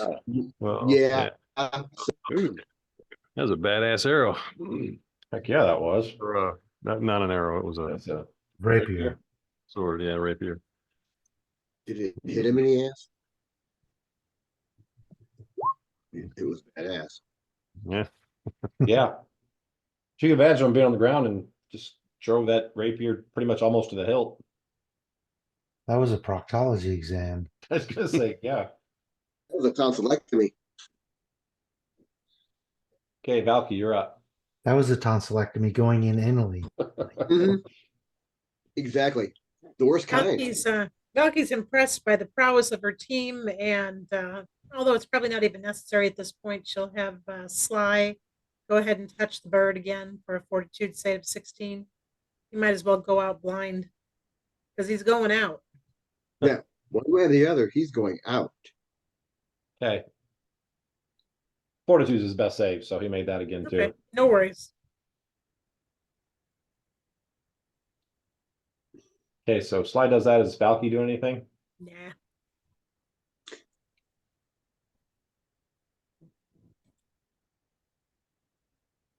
I didn't hear you. No. No, okay. Nothing else bad happens. All right, Karag, you're up. All right, I'm gonna swing at this guy. There's a sword right next to you fighting. I'm not gonna fight that. You've I'm seen gonna it fight before. the Balbo, yeah. 21. That's a hit. All right, and I added the extra dice into this damage, so Okay.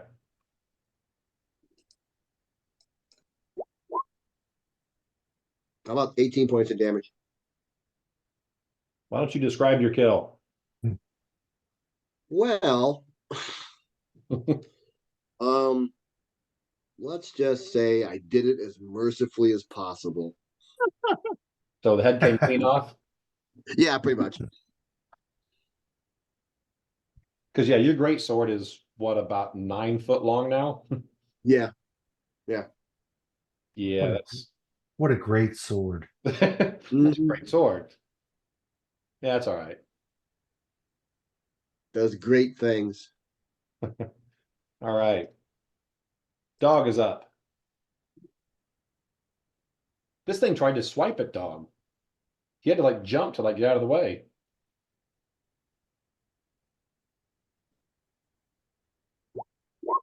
So let's see.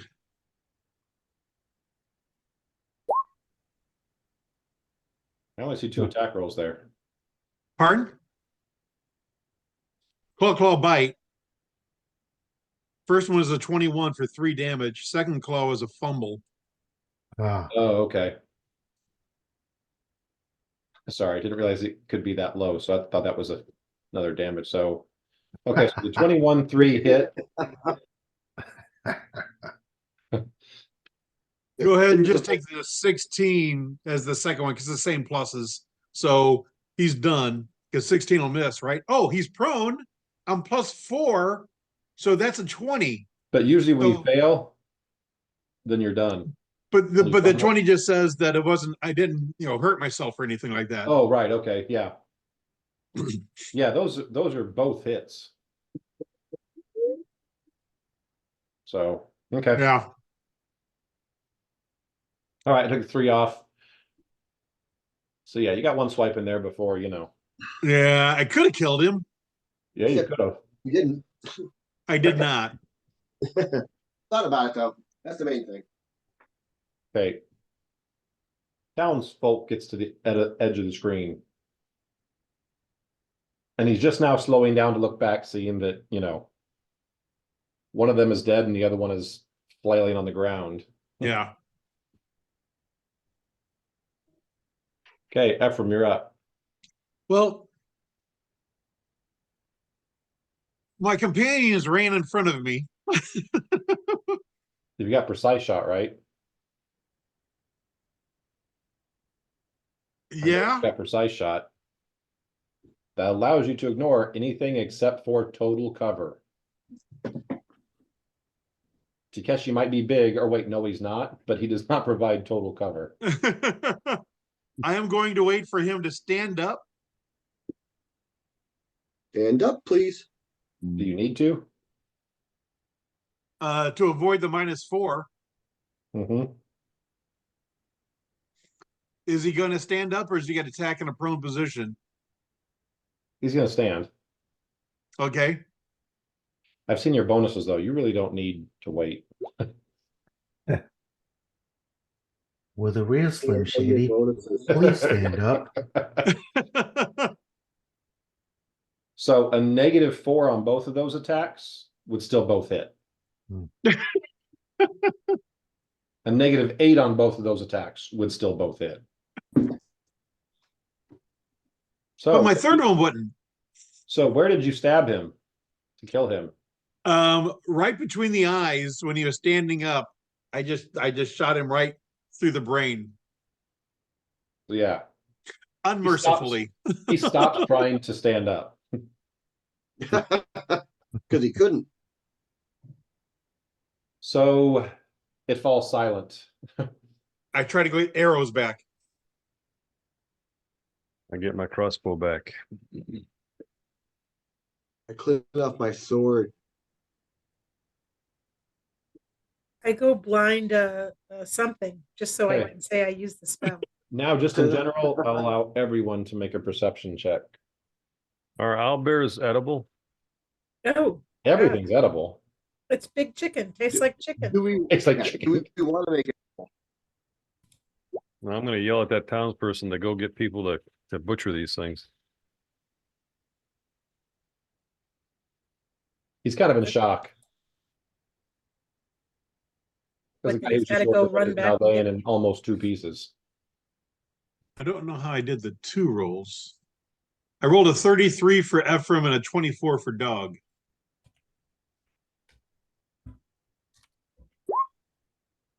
Need a perception check?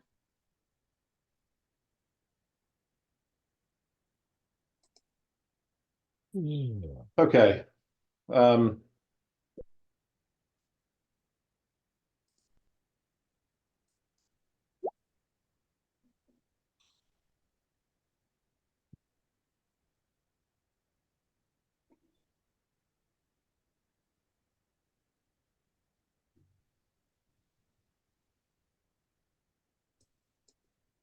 That's sweet. Karak is trying to notice things.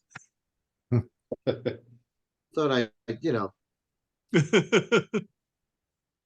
remember that next time you want me to kill something. I don't. I was going to say, stick to killing. You're great at that.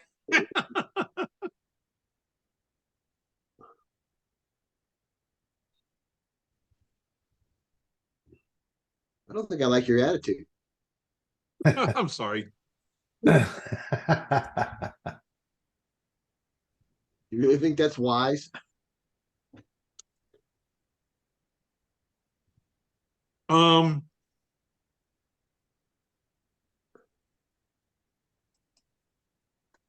Like probably 300 feet, maybe 400 feet.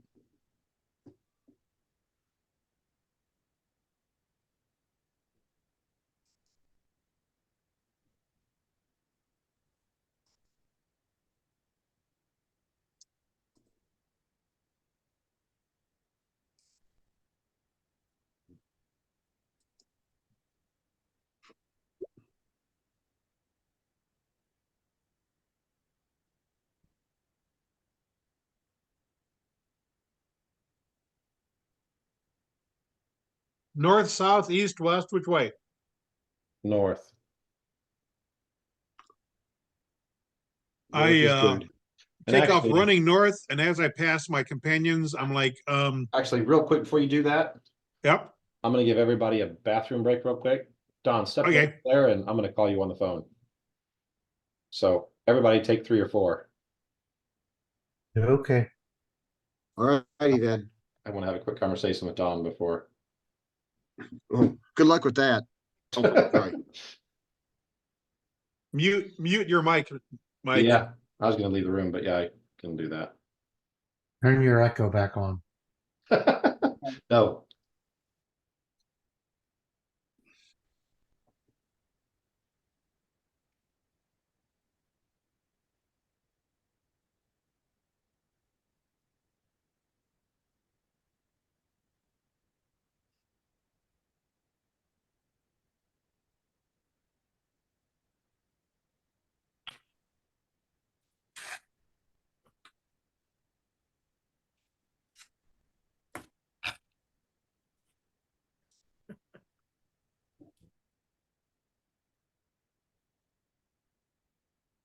Such a character you are, Who? Don. He's acting up over there. Now he looks, yeah. Weisenhammer. Weisenheimer.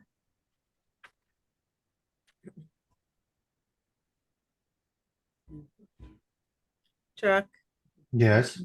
No, Gordon, that's who I'm talking to because it looks like I'm just talking to myself and everyone's gone. You know, he Oh. checks my sanity periodically, Chuck. Just to Oh, make sure things are normal, I guess. what's normal? Good here. Crazy. Yeah, still crazy. Still crazy. So how long do we have until the baby's arrival? June. June. Excellent. Yeah, how do you catch a baby being born 2,400 miles away? I don't know, but we're gonna try. We'll give it a shot. Yeah. If anybody can do it, you can. Duh. Is this her first? Yeah, it is, but she's my completely fiercely independent one. She doesn't need anyone around her but her husband, nor desire it. So I have permission to go hang around in the periphery with the mother-in-law, who's also been given permission to hang around in the periphery. We're not Right. allowed in the hospital. I mean, she's like hardcore. So, Yeah. but I feel the need to be there because that's a messy thing. Sometimes things don't go right. Yeah. And you already have a grandchild from Morgan, right? Yeah, she'll be 9. Chuck, you believe that? I don't believe Morgan's older than 10. 32. So I don't know what the fuck happened. I don't either, my man. I do not know either. 32 years old. Morgan was one of the little blonde haired things. They used to climb me like a jungle gym. That's right. That's the last I remember. Yeah. Then all of a sudden, I'm old. And I got gray. My beard is gray. Yeah, And these children are having children. It's not right, I tell you. I'm with you, man. But it's happening one way or the other. And I'm wearing like the New Balance Grill Master 3000 shoes. Somehow I turned into a fucking old guy. I'm a member of AARP. When the fuck did that happen? I hear you, man. For it. It's crazy. Because Isn't I it crazy? wanted, Like the thoughts I- that run through your head now, the things that you think when you look at people who are operating in the world that are under the age of 30. yeah. I'm like, I wanted a discount on hotels. And I'm like, what? Who the fuck is this? Yeah, you know what? We haven't done that, Gordon. We really do need to do that. There's some great discounts through AARP. Yeah, there are. They got some buying power, man. Yeah. And it's Everyone's real like, cheap. yeah. It's real cheap to get the card. You can Okay. Hey, Sorry, Jennifer, Sorry about that, guys. when I first called Mike, or when he first called me, I said, okay, I'm going to make very exaggerated faces so they think there's something going on. And I heard you and Chuck talking, and they're like, Nick, you should see Don's face. Yeah. Yeah, we figured it was just Don. Shenanigans. We saw Don through it. being, Don being Don. Yeah. So right. I run north. I start running north, tell dog to follow me. I tell you guys, I see a treant in the woods I need to go talk to. Follow but keep a distance. The hell's Stay, a stay treant? like 100 feet back or something. What's a treant? A creature of the forest. It's a living tree that can a talking- walk Huge and mobile talk and- tree. Cool. Yeah. Narnia tree. It's a Narnia tree. There you go. Have you not seen any of the Lord of the Tolkien- Rings. yeah, Lord of the Rings movies? I have. I've seen them all several times, but I didn't know they Big, were called huge trees that treants. they get carried So- by. Treebeard. So she's seen the treants. She didn't know that's what they're called. That's it, right there. That's That's what I'm it. saying. Treebeard was a treant. Yep. That makes sense. And now she knows. Makes sense now. It can be all. So Somebody- depending on how fast this treant is moving, I catch up to it. It's moving at a pretty good clip. Which is Well, what? I will A also movement shout rate out, of 5 for a tree. wise sir, But you do. may I talk to you? So you're calling onto it in common? Shit, yeah, because I don't know anything else. Okay. I know Goblin. I don't want to yell it in Goblin. Probably not. Are we still in, so you're not sure if it didn't heard you or didn't hear you, or if it's ignoring you, but you get to within a couple 100 feet and you call out and you're running towards it still. Right. It's still continuing to move. are we still in initiative? No. Thank you. How many rounds has gone by since we started? Since our first move, our first. I assume Ephraim's moving at full speed, which means for one, Echo was falling behind because Yeah. just can't keep up. Right. So I don't know if the rest of you guys staying with him or are you guys trying to keep up? This goes on for a couple minutes. Yeah. I mean, is he freaked out, like, or is he excited? I can't. Don, are you freaked out or are you excited? He's excited. Surprised and a little freaked out. So at some point, do I notice he's trying to scream in common at this tree? And do I recognize? Well, Yeah, you probably because it's a few minutes. Like I said, you're a good few 100 feet behind him at this stage. Yeah. So you can hear him kind of calling out. You probably can't hear very well what he's saying. And if everybody except for Ephraim give me a perception.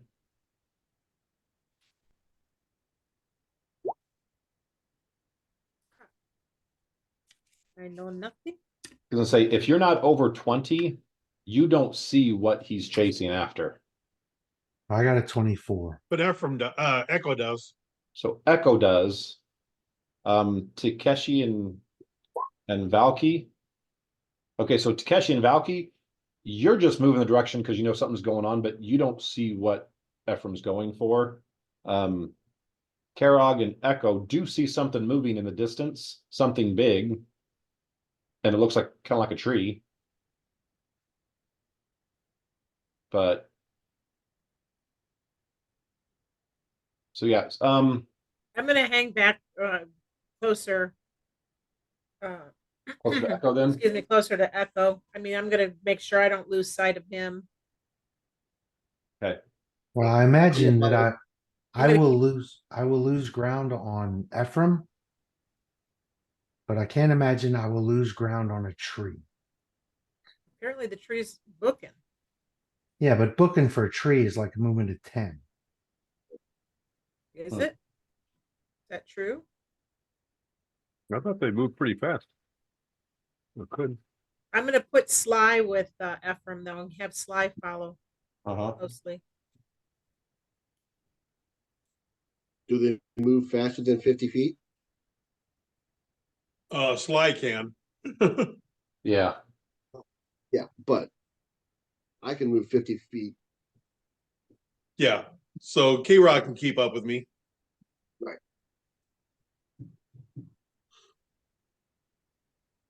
I can keep up with you except be 100 feet back. As we were running, I asked K-Rock, can you speak Treant? What's a tree? Chasing a tree that's running. Depending on how close I can get, I'll try to speak to it in Sylvan. You're not keeping up with it. It's leaving you behind. A tree. Yep.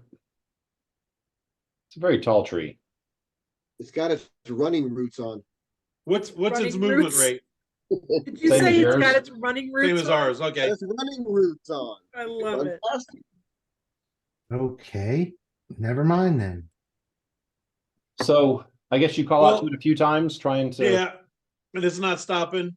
I let it go. It turns around for a split Oh. second.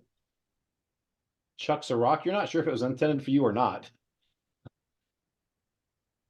Because of Well, that's odd because I felt like shooting an arrow near it, but not at it. but then it keeps going. Okay, let it go. Damn it. Why would it be there and why would it be running from us? That's some of the questions I wanted to ask it. Well, you got to catch it first.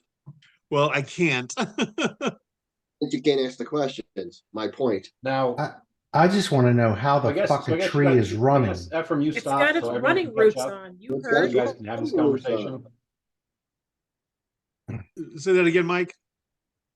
So I'm guessing, since you said you stop, so everyone can catch up, you can regroup, and then you have this conversation that you're having right now. Yeah. Yeah, that sounds it. That's right. So you're stopped.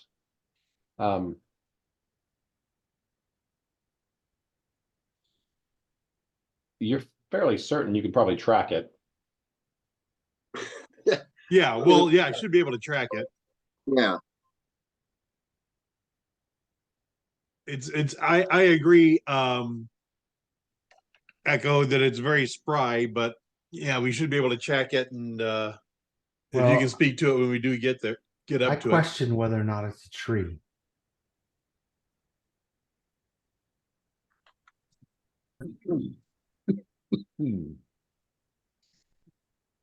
Okay. Well, I say we go track it. Do you guys agree or do you want to go back to the shelter? Everything going on in these woods is kind of critical right now. So if this is an unusual thing and you know something about treants, I would be in support of figuring out why the This treant- is very unusual. The Yeah. owl bears being this far south is very unusual. Treants are uncommon.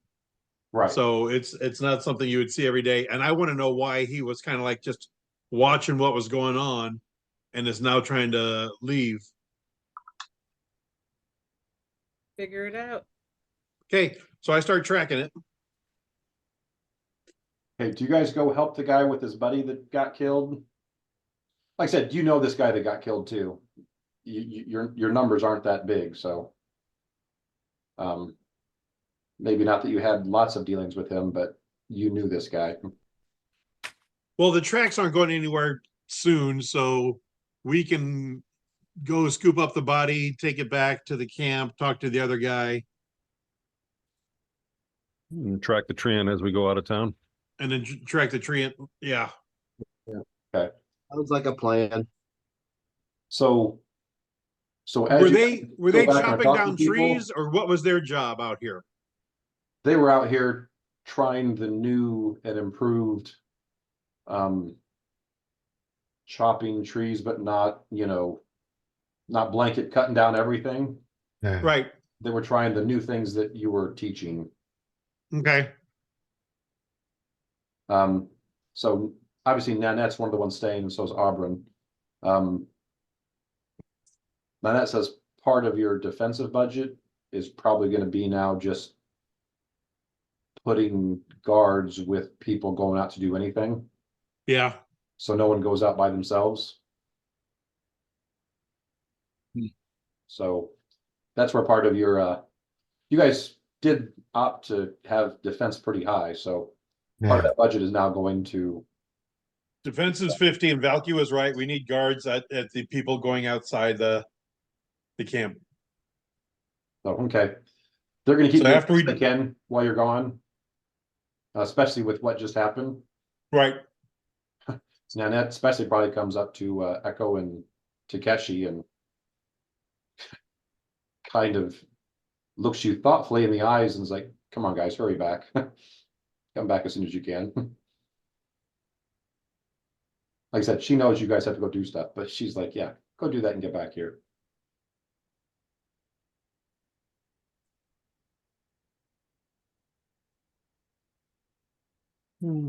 So after about another 10, 15, 20 minutes, something like that, you guys head back out, go back to where this happened, and then you start tracking. I need a survival check from you, Don. And you get what, a 3 bonus because this is your Forest, yeah. I can aid too. There's a 24 aid, so that's a +2. okay. So 15. 24 is more than what you need to track this thing. That's Takeshi's aid. Oh, is it? Oh, so yeah, that's an aid, so you can add 2 to it. Gotta roll it first. Yeah. He's fine. Between the two of you guys looking this up, it's not, I mean, it's a big freaking tree, so. It does leave very unique footprints that don't look like footprints, but it's big, so Yeah, it said you don't have a problem once you pick up the trail, staying on it. okay. So you guys are going at a more normal pace. You track this thing for the better part of the day. I mean, it was mid-morning when you guys were leaving. You guys are probably well into the afternoon, maybe even getting closer to evening. When you think you see it up ahead of you.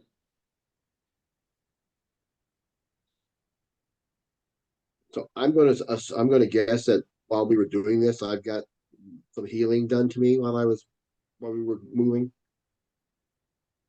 Now you still have to Echo still has to expend either bursts or heals because we're the Right. same day, so we're tracking these.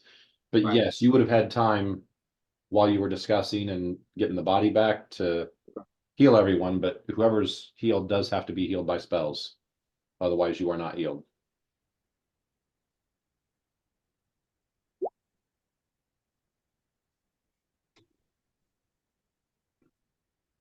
That's one burst. For 14 points. Thank you.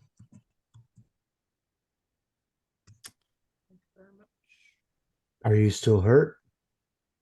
Down a little bit, yeah. How much? 1 second here. Let me calculate that.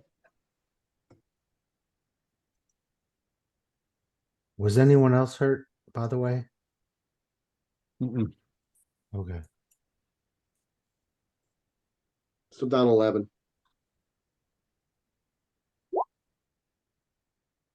There's 12.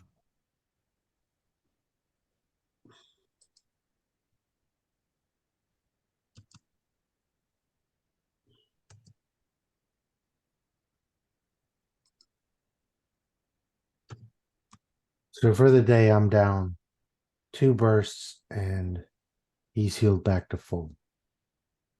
Yeah.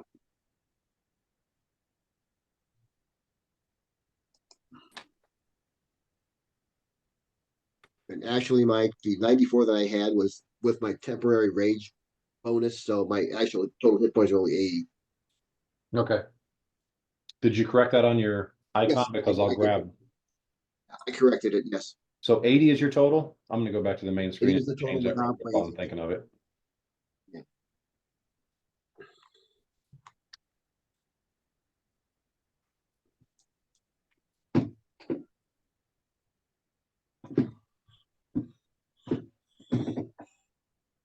Okay, everybody's healed back up?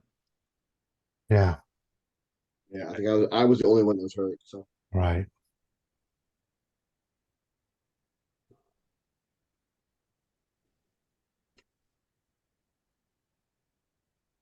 Okay.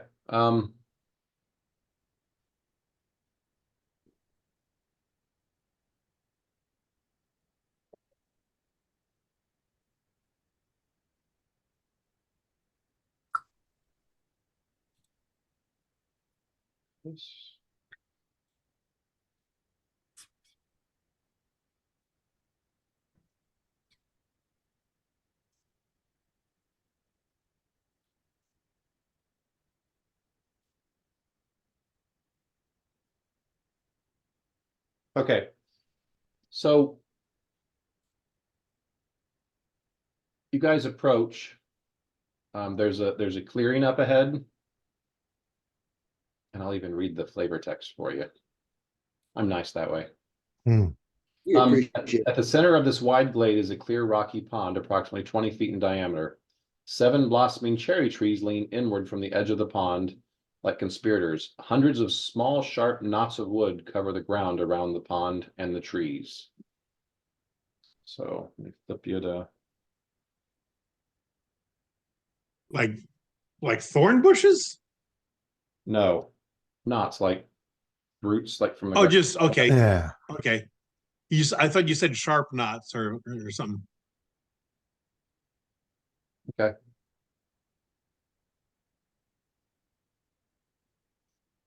Okay.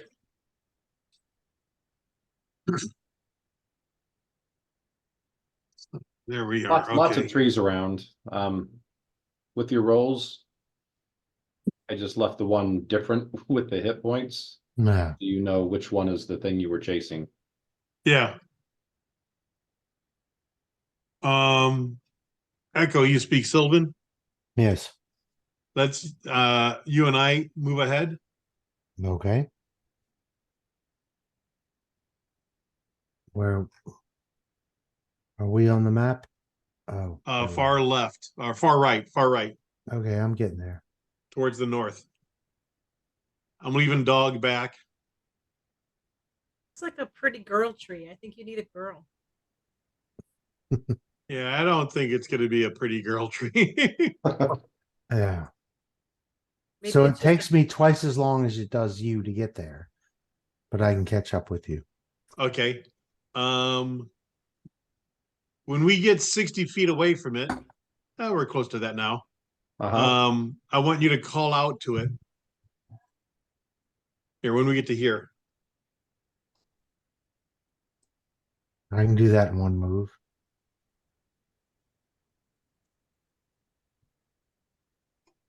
Call out to it and say what?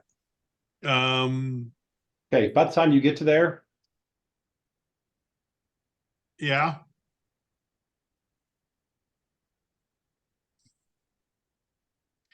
I figured that was going to happen. two of the other trees around the pond become kind of, Animated. yeah. They haven't done anything yet, but they've moved and now you know they're mobile. Just call out, say we'd like to parlay. We come in peace. Okay. In Sylvan, I will say to the head tree. And I don't think I have diplomacy. Let me check. I do have diplomacy. Okay, give me a diplomacy check. So I'll bow and do all of the other stuff that is right. And I'll make a diplomacy check.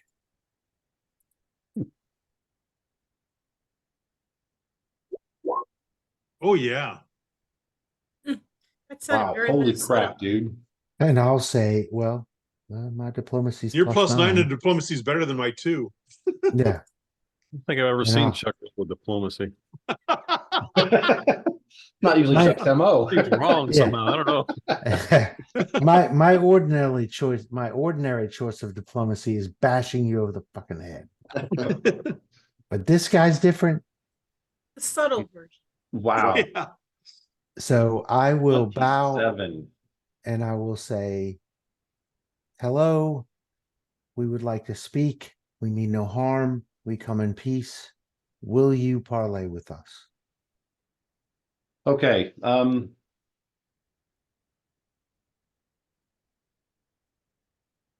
Remind me to explain some things from behind the scenes later after this. Okay. At this stage, these two move forward. This one animates and steps up. Says, you may talk, but I don't think it will change anything.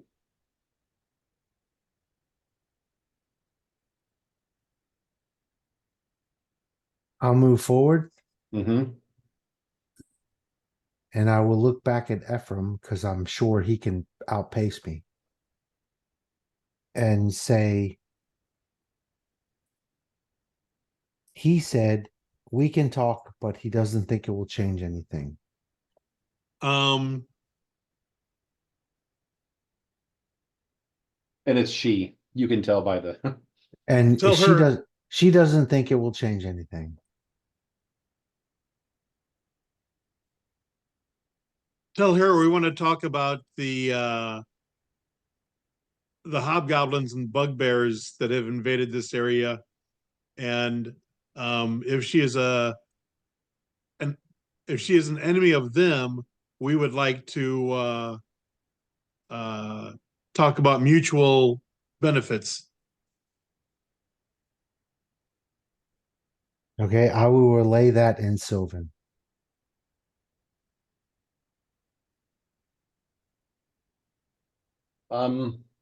Maybe with the 27, I'll try to spruce it up a little bit, but Yeah. No, that 27 is making a bigger difference than you know.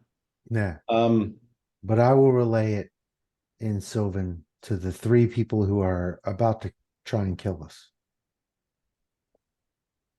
so what parts do you relay? That we would like to discuss the hobgoblins and goblins that have taken over the town and are invading the woods. And what was the other thing you said? If Oh, and if they're enemies to her, they're enemies to us as well. So we'd like to discuss perhaps an alliance against those enemies. So when you say that, she says, yes, all of you guys that are causing problems, you can all leave. If you leave, I will not pursue and I will not end you, but I will not allow you guys to continue to destroy this forest. Do you have sense motive? tell her, pardon? Hang on. I need to look and see if I have sense motive. I do. So let's see. Are you Oh, me? I was gonna say roll as good or better as you did on the diplomacy check, but didn't need to. hey, Thanks, Mike, dude. they're our best friends. This is not the way you were wanting this to go tonight, is it, Mike? No. We'll talk about this later. It was gonna be a multi story, wasn't it? Okay, so when she says that, your spidey senses pick up, and you're quite certain she's got you guys confused with the others, With the others meaning the with the hobgoblins? hobgoblins. With the hobgoblins. Yeah, I don't know Okay. how you figured this out, but with a natural 20, you did. Okay. But yeah, you figured, I guess, just by the way your gut is telling you what's going on and the way the words she's using, you're talking with her, Right. you figure out pretty quickly that she's lumping you guys into the same group as the hobgoblins. So all this venom that she's spitting out, you think Directed at them. is directed at Yeah. them, and very Should not much be at us. Yeah. you think she kind of sees all you little people as the same, all you humanoids look the same to me. All you bipeds look the Right. same. Okay. And so dang, yeah, with a natural 20, you're quite certain she's talking about what the hobgoblins are doing, but she's lumped you guys in with them, just thinking you're all the same. Right. Okay. Did she say anything like that Valky would have picked up on? Because then Valky would like to get involved and share that she's been fighting them. Can for Valky, years. is the Treant speaking Sylvan? Yes. Yeah, and I speak Sylvan too. Okay, so Valky understands it. Okay. Not understands it. I don't know. I don't know if I would Valky- have picked up on it. Yeah. Without what basically it was the natural 20, the 28 sense motive Right. is how we got all kinds of information he shouldn't have right now. This was supposed to not go this way or take a lot longer. So, like I said, so Valky here's what she's saying, and she's pretty much just saying, yeah, you guys can leave because you're destroying my forest and I'm not going to allow it. Right. So Valky understood that part 100%. Like I said, it's this sense motive that allows Echo to say, what I think's going Understand on what here. she's saying behind the words, right? No. Yeah. Read I'm going between to the approach and keep my head down and look very humble and wait for a chance to interject if I can help the argument, but I won't say anything yet. With hands out, free, no weapons, obviously. So Chuck, once you sense motive, do you tell Ephraim anything, or what do you say? Say At to this Treant point, next? I don't know that I can just yet, because the next thing I'm going to do is It's I'm attacking. going to kill this. No, Oh my God. I'm going to prostrate myself. And I'm going to say in Sylvan, Mistress, you have us all wrong. We are fleeing them. They have taken over where we lived. We are not them. We are trying to live with respect to the forest and survive the attack on our homeland from those creatures. We are not the same. Okay. I'm gonna let you piggyback since you did do the 27 diplomacy. No. As much as you can read the face of a tree, and I don't know what her face looks like, but Yeah. Right. Bark and I'm Yeah. not and whatever. So she steps forward and she says, so you're telling me you have not been destroying my forest, that it's another group? And Yes, it's a group that mistress. you're also in contention with? Yes, mistress. Have you been, so you guys have been fighting these creatures as well? Yes, very much years. so. This is where Valky will reach in and say, for years, I've been living in the forest, trying to track their movements and slow them down, and watch their vile progression as they increased. And only now, since I found these friends, have we been able to make more drastic actions to chase them back and take what they have taken from us and from you. Okay. The next part of the conversation is mostly her asking you the same question over and over, but different ways, just trying to understand Right. who you are as opposed to them, how you guys are different, how she tells you apart, all that kind of Right. stuff. But so a lot of your questions, you're getting over and over the same question again, just ask it a slightly different way. Right. But you can tell she's trying to understand how you are different Right. and then what you are doing here. And this goes on for a good 20 minutes, half an hour. Yeah. If Chuck, if at any time you kind of let Ephraim know what you guys are discussing back and forth. Yeah. I, And as soon as I get the chance, my initial response was to try to assure her that we're not them. Thus the prostrate thing. And there wasn't time Right. but as she's talking, I'm going to translate for everybody but Valky. Because Sylvan too. So. oh, okay. So everybody but the people. So for the people who can't speak Sylvan, I'll Right. let you know what she said. And I'll also let everybody in on what my interpretation of what she thinks is. Because it seems like she thinks us and the hobgoblins are the same. And she's just now asking a bunch of questions about how to differentiate such, and so that maybe she'll understand we're not a threat to her. These other people are. Right. Well, I don't know if it would help or not, but we could also tell her that we've formed like a truce with Kryn. Kryn is the green dragon. No. And he also stressed that we should be better guardians of the forest. And if she was watching those two people from our group, they were acting differently than before, being selective on which trees they cut, limiting the number of trees they cut. We are trying to become better warders of the forest. Okay, so her responses come slower as she seems more in thought as you guys are going back and forth. Mm-hmm. And then at one point she says, well, I have to offer my deepest apologies.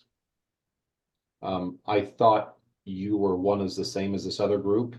I'm the one that grabbed the owlbears and brought them here to rid the forest of you. Oh. So she You are says, forgiven. for that, You are forgiven. I'm sorry for your loss. I was only making choices based on the knowledge that I had. Right. Yeah. And I'll tell her that was an understandable decision and an unfortunate misunderstanding, but that we would like to clear that misunderstanding up. Okay. Do you tell her about Kryn? Yes. Yeah, and what he's done said? Not exactly what he said, not the whole of what he said, but I will Right. tell her that we have forged a I won't say alliance because that's a lie. I'll tell her that we have Working forged relationship. a relationship and agreement with Kryn, so that he has decided that provided that we do the things we've said we will do, which is be better protectors of the forest than we knew how initially, that he's not our enemy currently. And if she is And you tell her familiar, that deal you made that you're actively trying to yes, and rid if the she's forest from of people. if she's familiar with Kryn, he's asked that we do a better job protecting the natural resources and effectively join his crusade in trying to eliminate these groups that are just coming in and destroying everything. Okay. She kind of, you think she's conversing with the other two treants there? Well, Don't hear anything. But they're definitely somehow interacting. mhm. So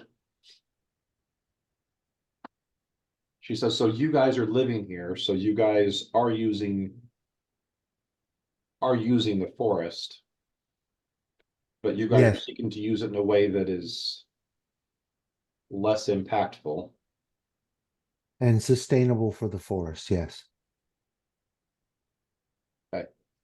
And our intention at this point is for our use of the forest, for our living here to be temporary. But to be honest, with the horde that has overcome our town, I don't know that we can say that it's temporary any longer. They are a massive force, and we've made small incursions to save our people, but they don't look like they intend to leave anytime soon. And we don't have the ability or the power at this point to chase them off.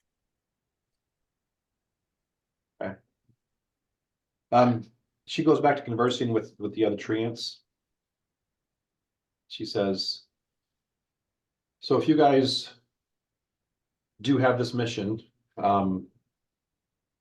she says, I will communicate that with the other treants in the area, what you've told me. And she says, and if you're serious about wanting to do better by the forest, she says, I know where you're at. You're in the area where the lizard folk used to be. Yes. She says that I apologize. I thought you were still with them. But it seems like you've removed them. Yes. And she says, if you're serious about that, I will offer my services to help you use what you need to so you can survive in the forest without damaging our forest. Tell her no. Screw you. We're gonna burn the whole thing down. Not helping us. That would be most appreciated. There are many people who have escaped the capture and tyranny at the town who would survive and perhaps thrive with your help. So did we accomplish in one night what should have taken 3? This was gonna spill into tomorrow or to the next session, but now Uh-huh. thanks a lot, guys. No, you guys, Yeah, go prep Like other this- stuff now, buddy. some clutch rolls and some other things. So yeah, so she says, as a show of goodwill for the loss of life that I've inflicted on you, she said, if you would like to take me back, I will go back and meet with your group and set up an arrangement that we can instruct you better.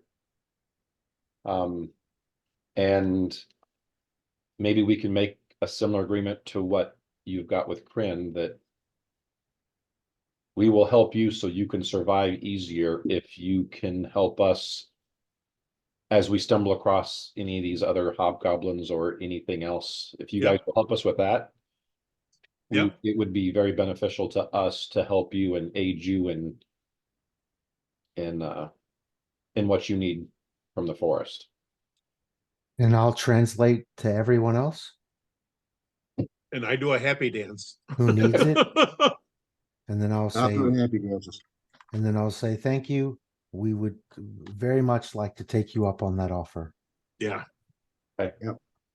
Well, since it's evening, she says you're more than welcome to rest here in my glade. On the morrow, I will travel with you to your clan, and we will make arrangements.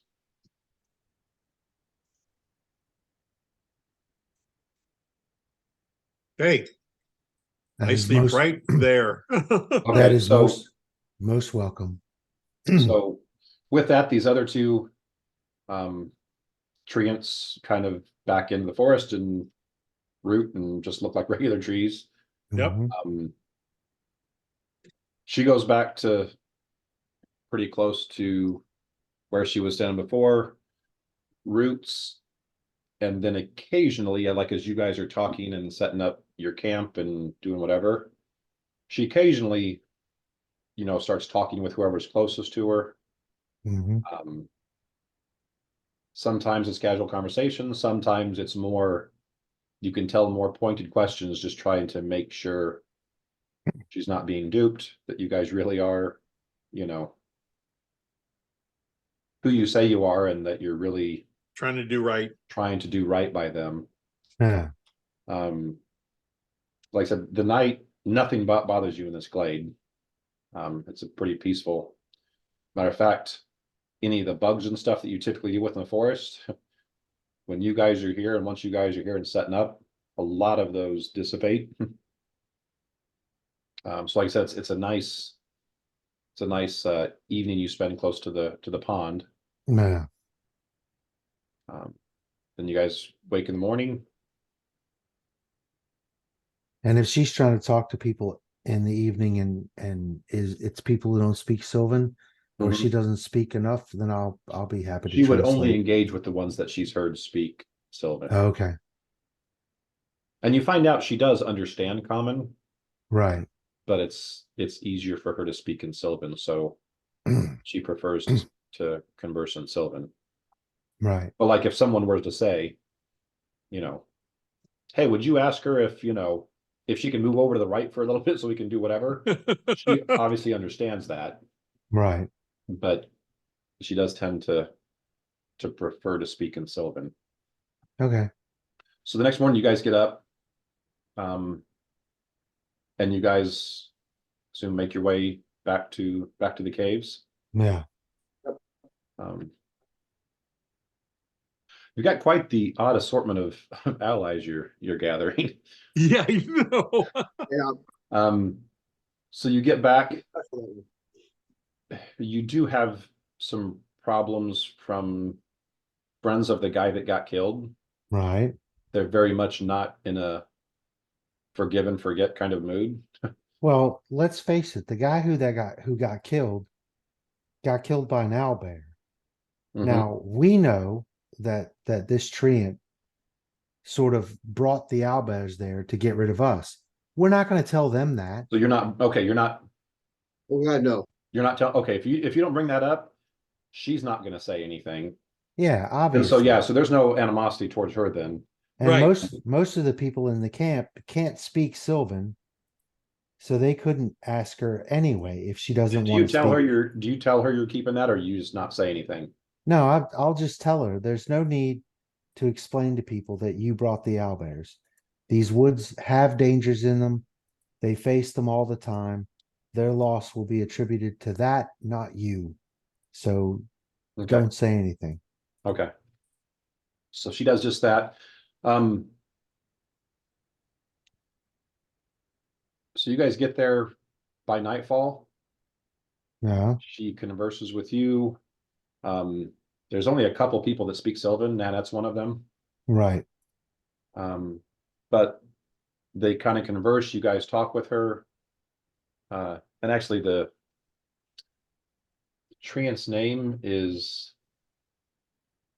Longfrond. Longfrond. Okay. So she'll tell you her name.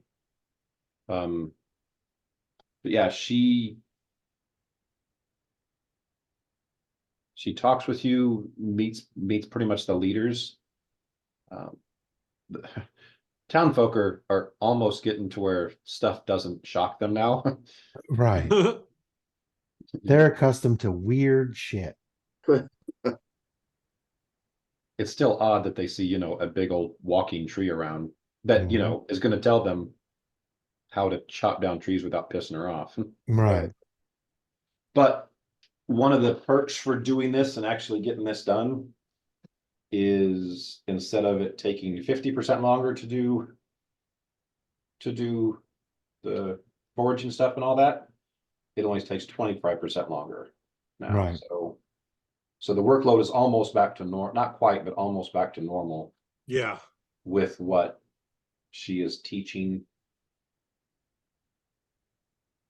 And you'll find as this progresses on, she actually can help spur the growth of some of the trees, especially the ones that are going to be thinned so the rest of them can grow. She'll spur that on, so then there's a bigger return when you guys fell that and use it.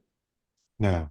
You find, you know, it's not just so much her telling you what to chop down and how to do it. She actually uses whatever ability she's got to kind of augment that a little bit, which, like I said, that helps out and is part of the 25% work reduction that you guys have No. for doing this. So you guys don't need to stay there for more than a day. Like I said, you got there in the evening, made introductions, you guys talked. So by the next morning, you guys are ready to take off again to go back to your original. You're 2 days behind schedule, but back to your original mission. Yeah. Right. And the introduction to the townsfolk is basically going to be this is a denizen of the forest that is going to help make it so that we can survive easier. Mhm. So then they'll be more receptive and et cetera, et cetera. Right.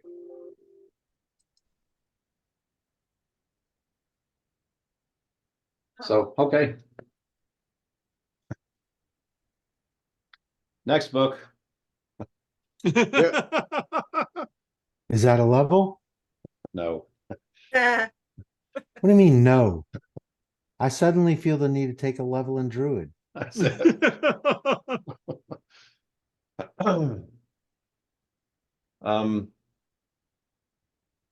So I guess you guys break back out and start heading north again, right? Yeah, we still need to go and find the Rangers. Yeah. So, like I said, after the night, back in town and doing that, you leave, say goodbye to the group again, leave them Longfrond's capable hands, and start heading north. I'd say for the first day, your travel north is uneventful. You get the first day, you get about halfway or a little over halfway to the Scarvinius's camp that you guys took out a week or Yeah. two back. The next day, you guys travel and you actually come through the remains of that camp. It's only been a week and a half. Actually, probably with all that's probably been almost 2 weeks since But you've been here. no one has come to try and No one has reclaim it? come to rebuild it, and it doesn't look like anyone has been in the camp since you were here. So places where like wildlife and where not well, but like grass and stuff had been stomped down or whatever because of a Mhm. lot of foot traffic, that's starting to regrow. So you can tell no one's been here since you guys were here. Okay. Nature's already starting to slowly Reclaim. reclaim the camp. So after that, you guys continue on, camp for the next night. So after this, now you're 2 days north of town. You guys are now getting to the point where everyone except for probably Ephraim. Now, Echo, you guys, you originally came from pretty far north in the forest, right? Yeah. Okay. So you've been this far north. I know Ephraim's been this far north. But after 2 days travel north from the caves, the rest of you have not been into the forest at all this far. So you Right. guys are in new territory for you. You guys are traveling on the 3rd day. And I need perception checks from everyone.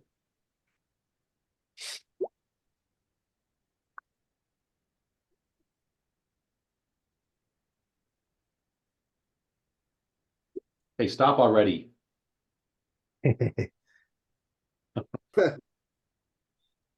Shit. Do I still need to roll mine? Yeah, because you'll get a 35, you bastard. Dog will get more than I do. I got a 34. Yeah. See? You can't ever let your lowly oracle have the glory.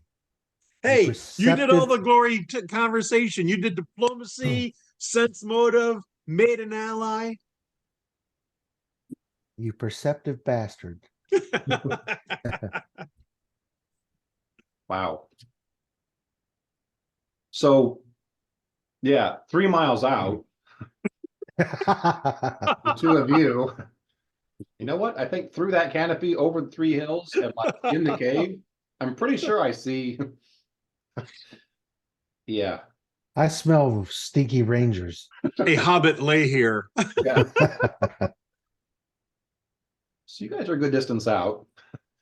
You guys are moving, and both of you kind of around the same time. Like look forward and probably since Ephraim got higher, probably Echo notices a weird look on Ephraim's face as he's looking way out in front and looking very perplexed. So you look up and walk up next to him as you stare where he's looking, and you're like, does that look like an elf in that tree way up there? And Ephraim's like, yeah, I was just trying to make heads or tails of that. Didn't know we had elf trees around here. Looks like he's growing from it. And so, yeah, you guys, like way up in front of you, you see what looks like an elf kind of attached to or part of a tree, but he's like 40 feet up, 50 feet up. It looks odd how he's sitting there. He's not like grabbed on and holding on to the tree. Right. It just looks odd, but there's an elf about 50 feet up in a tree ahead of you. Occasionally you see a little bit of movement, so you're like, I think he's alive. I call out and well, I guess I call out in common. You guys are pretty far back. With those perception checks, Uh-huh. you guys are probably quarter mile away. Oh Right. wow.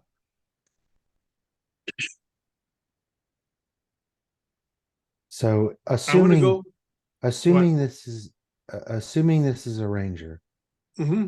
standing watching a tree, Mm-hmm. you're a ranger.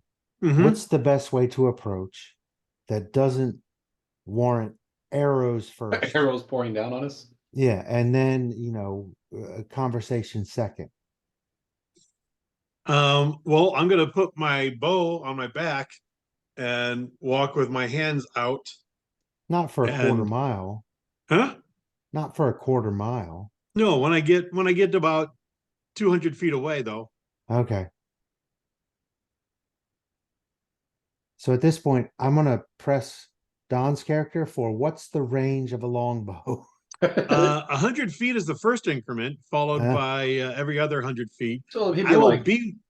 from a good archer from a few hundred feet can hit you, but after a few hundred feet, it's I will So- be within bow range of him when I begin to talk. Yeah. But I want to approach that direction. Are we going that direction, or is this off to the side? It's off to the side. this is off the side a little bit, but not far. This doesn't direct Not far. too far away from where you're headed.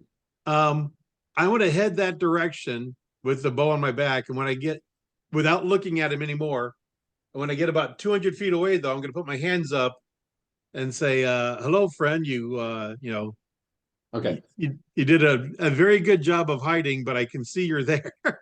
so as you get closer, give me another perception. This one's easier. Is it just you approaching, or is the whole party approaching? Until I call you guys forward, I wanted it to be just me. Okay. So then Don, just give me a perception. I don't want to get shot. I want to get shot. Garrick's like, I'm just waiting for it. Just I'm waiting for it to run in and kill something. so your max gave you a 34. Now you get a Well, I didn't add the +3 for being in a forest before. wow. So my max is actually 37, and now I rolled a 36. With that roll, as you get closer, you see this elf doesn't look healthy. Ooh, It almost looks like his arm or hand or wrist or something is somehow wedged or attached to the tree. Well, that's not good. He's not sitting there waiting to shoot you. okay, so I yell out, do you need assistance? Okay. It takes a few seconds. He startles and then kind of flips around and looks. And you can see him trying to focus his eyes. And when he sees you, he's like, oh, yes, please help me. I call everyone, especially Echo and Karog, to come forward. We will come forward. I will come forward. Yeah, I'll move up. I move closer. Is his hand caught in the tree? As you get closer and look, Yeah. somehow his hand or wrist is wedged between where two branches come Okay. together. And the unnatural turn of his arm there, quite certain is shattered. It's like shattered and wedged in there. How So long have you been here, friend? I think 2 days, maybe 3. And how did you come to be in that He's particular? talking very raspy. Okay.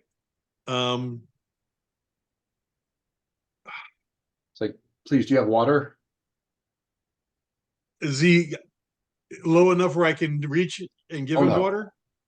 No, this guy's like 50 foot up in the tree. Right. I'm not that tall. No, Yeah. I know you're not. Even enlarged, you're not that tall. I think Valky can fly, can't you? Certainly can. Glad to What's bring some the water. climb check? Well, I can just fly some up there. Why are you worried about climbing? Go ahead and fly The some up there, but I'm climb gonna check. It's going to be 2 of them in a row. It's a tree, so it's not super hard. right. Probably DC 15. You need to make 2 15s. Okay, go ahead and fly some water up there. I'm gonna climb up so I can get a better look and help him out. So Valky, you fly some water up to him. I do. Valky, as you get closer, you can see there's parts of his arm and hand that are bluish in color, like they're not getting a lot of blood. Yeah. And I yeah, have it cure light. almost looks like he. I mean, you're not a medic. Well, I've got cure light spells. What's that? I've got cure light and cure mod spells. Right. If you do a cure light spell on the bird to give it to him, that'd be great. I mean, is there a reason I couldn't do a cure mod? No? No. Like I said, when you get up there flying, getting close to him. Yeah, his arm is definitely broken, at least in one spot, if not multiple, and is kind of wedged in between trees. So yeah, he couldn't climb down on his own if he tried. But yeah, you think he's stuck and just, even if he could climb, can't get loose enough to climb. So Well, in actuality, too, thinking about it, I mean, I have to memorize my spells the day before. So even though I do have the spell, it just makes more sense to get. so with an actual If 20, you're a normal cleric, you can just trade spells if they're healing. He's a not. witch. She's I'm a not. witch. She's a I'm not a witch. Okay, normal yeah, person. you can't, right. I do think I have fly though saved. Hang on, because I could Which means fly. she weighs as much as a duck. Yeah. Right. I could fly Echo up.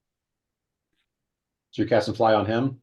Yeah, I've got a way to get him up there. I'm positive. Yes, that's what I'm gonna do. So are you climbing up with that 31? Yes. Okay. Do I have to roll 2? Give me a perception. And then based on that perception, yeah, I'll say with a natural 20, that'll take you all the way there. I'm gonna go stand under the tree and try to catch him if he falls. Oh, Okay. low perception. So you're climbing up like you were born on a tree. You make Just Tarzan, today, not normally. make Tarzan jealous. But as you're like leaping up this thing with like super ease, as you get past an area, you stop all of a sudden and realize another few steps, and you think the whole top of this tree is coming down. Oh, okay. Both of you on it. Okay. I'm gonna come down. There's some damage to the tree, and then plus just as high as you need to go to get him. You think it's barely supporting his weight, and it's probably lucky that he hasn't moved much up there. Yeah, I'm gonna come down. If she casts fly on Echo, he can come up, heal the guy, and maybe even pull him out enough. Okay. Whoever I'm goes to working on fly it. is going to have to pull him out of that. And actually, Echo, give me a heal check when you get up there. Yeah, so I'm gonna fly. Well, wait a up. minute. I haven't got him up there yet. Everything Oh. I'm finding is only south. So hang Oh, you on. can I'm fly still working yourself? on it. Yeah, hang on. Still working on it. Okay. I can get up there and I can give him water. And I'm racking my brain right now. If you can heal him at all, I can't until tomorrow. I mean, I could. I No, could we should have memorize this- potions. We got potions. Oh yeah, let me do that. There we Yeah. go. He's Oh. thirsty anyway. We actually we somewhere we got a wand of cure light too that you could use. I'm looking to see if I've got it. I don't. But I know there's No, I think Echo that's would tell you, do not cure him or heal him while his arm is well, he's in that tree, yeah. crap like that. yeah, we've got Valky, you've got a cure mod and a cure light. I've got Potion? I've got one cure light written down. Do I have a cure mod too that I didn't put on? Yeah, cure Okay, mod. but you got- I can't do that though. So what do I'm going to ask Echo. What do I need to do? How can I help him? Well, if you can fly up there. Yep. Fly up and try to help him release his trapped arm. Just help get the arm free. And If he then, falls down, we can catch him. and then if you have the strength, Uh-huh. try to grab a hold of him gently and fly him back down. Once he's free from the tree and down here, then we can heal him I can reset his arm and we can heal him in a way that won't make him permanently crippled. I mean, an Valky, elf, Yeah. an elf you doesn't you weigh use that much. fly spell a lot, right? Yeah, So you're pretty familiar with it? yeah. Yeah. Well, I mean, it's I have it as a hex, and I've also got. Right. So I'm just saying you're familiar with your limitations and what you can do. Oh Right. yeah. I assume it works just like the fly spell. I don't know if you So. fly with more than a light load. That's what I was Well, just looking at. And If so- she can just get the arm out, though, that would be. So basically, if you grab him to try and bring him down, you guys will both come down. It will be a controlled fall, but it will still be a pretty fast descent. Well, he's an elf, right? So how much an elf has been in a tree for 2-3 days without food and water. So how much does he weigh? Yeah, it's Jennifer, if you look at the encumbrance on the back sheet, Maybe 100. there's a light, medium, heavy lift. So I mean, basically the lift, as long as you're just gonna basically drop out of the sky slowly, that lift I would think would be enough to. So I've got a strength of 10 and I can do 200 pounds, I've so got you should- 11. I've got a strength of 11. Yeah. which is about the same. So you should be able to grab him and just basically sink. You know your spell's not going to keep you both in the air. Right. But that's fine. We just need the Okay. arm lifted out, and then him and her both come down kind of controlled. Well, let me take Yeah. a look at the arm and see if I think I can get it out. Maybe a little grease spell would be good on the arm. Can you Yeah, do you can- controlled you can- grease or Yeah, only you can 5 cast grease, gallons?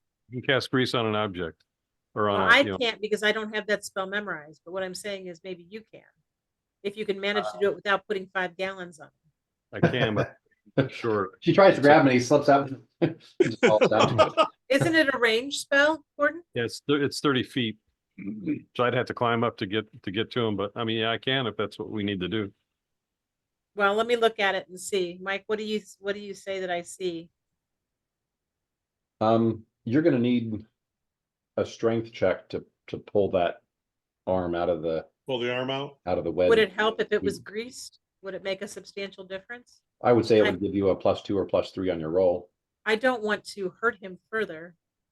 You know you're gonna hurt him pulling that thing out of there. I know, but if I could do it less painfully. Ooh, can I make him sleep? I can. That's not gonna hurt. Except that is he sitting in such a way that he won't be able to hang onto the tree? If he He's falls not asleep? sitting, he's kind of dangling, and one of his legs is around a branch that's kind of holding half or most of his weight. But his arm is just being wedged in there, is supporting a lot of his weight. Can I lift him up to where he's sitting on a branch? Can I lift the bulk of his weight up to the branch that he's hanging on to? Like I can't see how he's. If you can fly and hover there, yeah, you could probably help him stand up on the branch that he's got his legs on And get which some would weight take off a him? lot of the pressure, so you could. Okay, let's try that. So what kind of a check do you need? Oh my gosh, I've been rolling so far. I'm gonna be nice and just say he can't stand up his own without have to make a roll, because it's gonna be horrible right now. Just give me a strength check. So roll out your strength, which is 0. Just give me a natural. It's a natural D20. 20, just a D20. Okay. Don't So- hop on his arm. My whole So you night's pull, he screams out, Oh, and I guess maybe that scares you a little bit, and you stop, and his arm's still wedged in there. can I try again? You can try again Poor thing. until you both drop, or one of them drops. You can try as many times as you want. Oh, no. Okay. Same thing. He Um, screams out as you try and pull that out, Okay, Takeshi, and he's You need to starting to grease whimper a this little arm. bit now. you need to grease this arm. He's gonna pass Yeah, out. because a 5 will work. Maybe. Okay, well, I will, So you need a DC 15 climb check to get halfway up, so you can cast that spell. yeah, If you good roll luck a with. 3, we're done tonight. Trying to see what my climb is. I don't think I'm not even sure if I have climb. -12. We might need to chop the tree down. Just hang on. Well,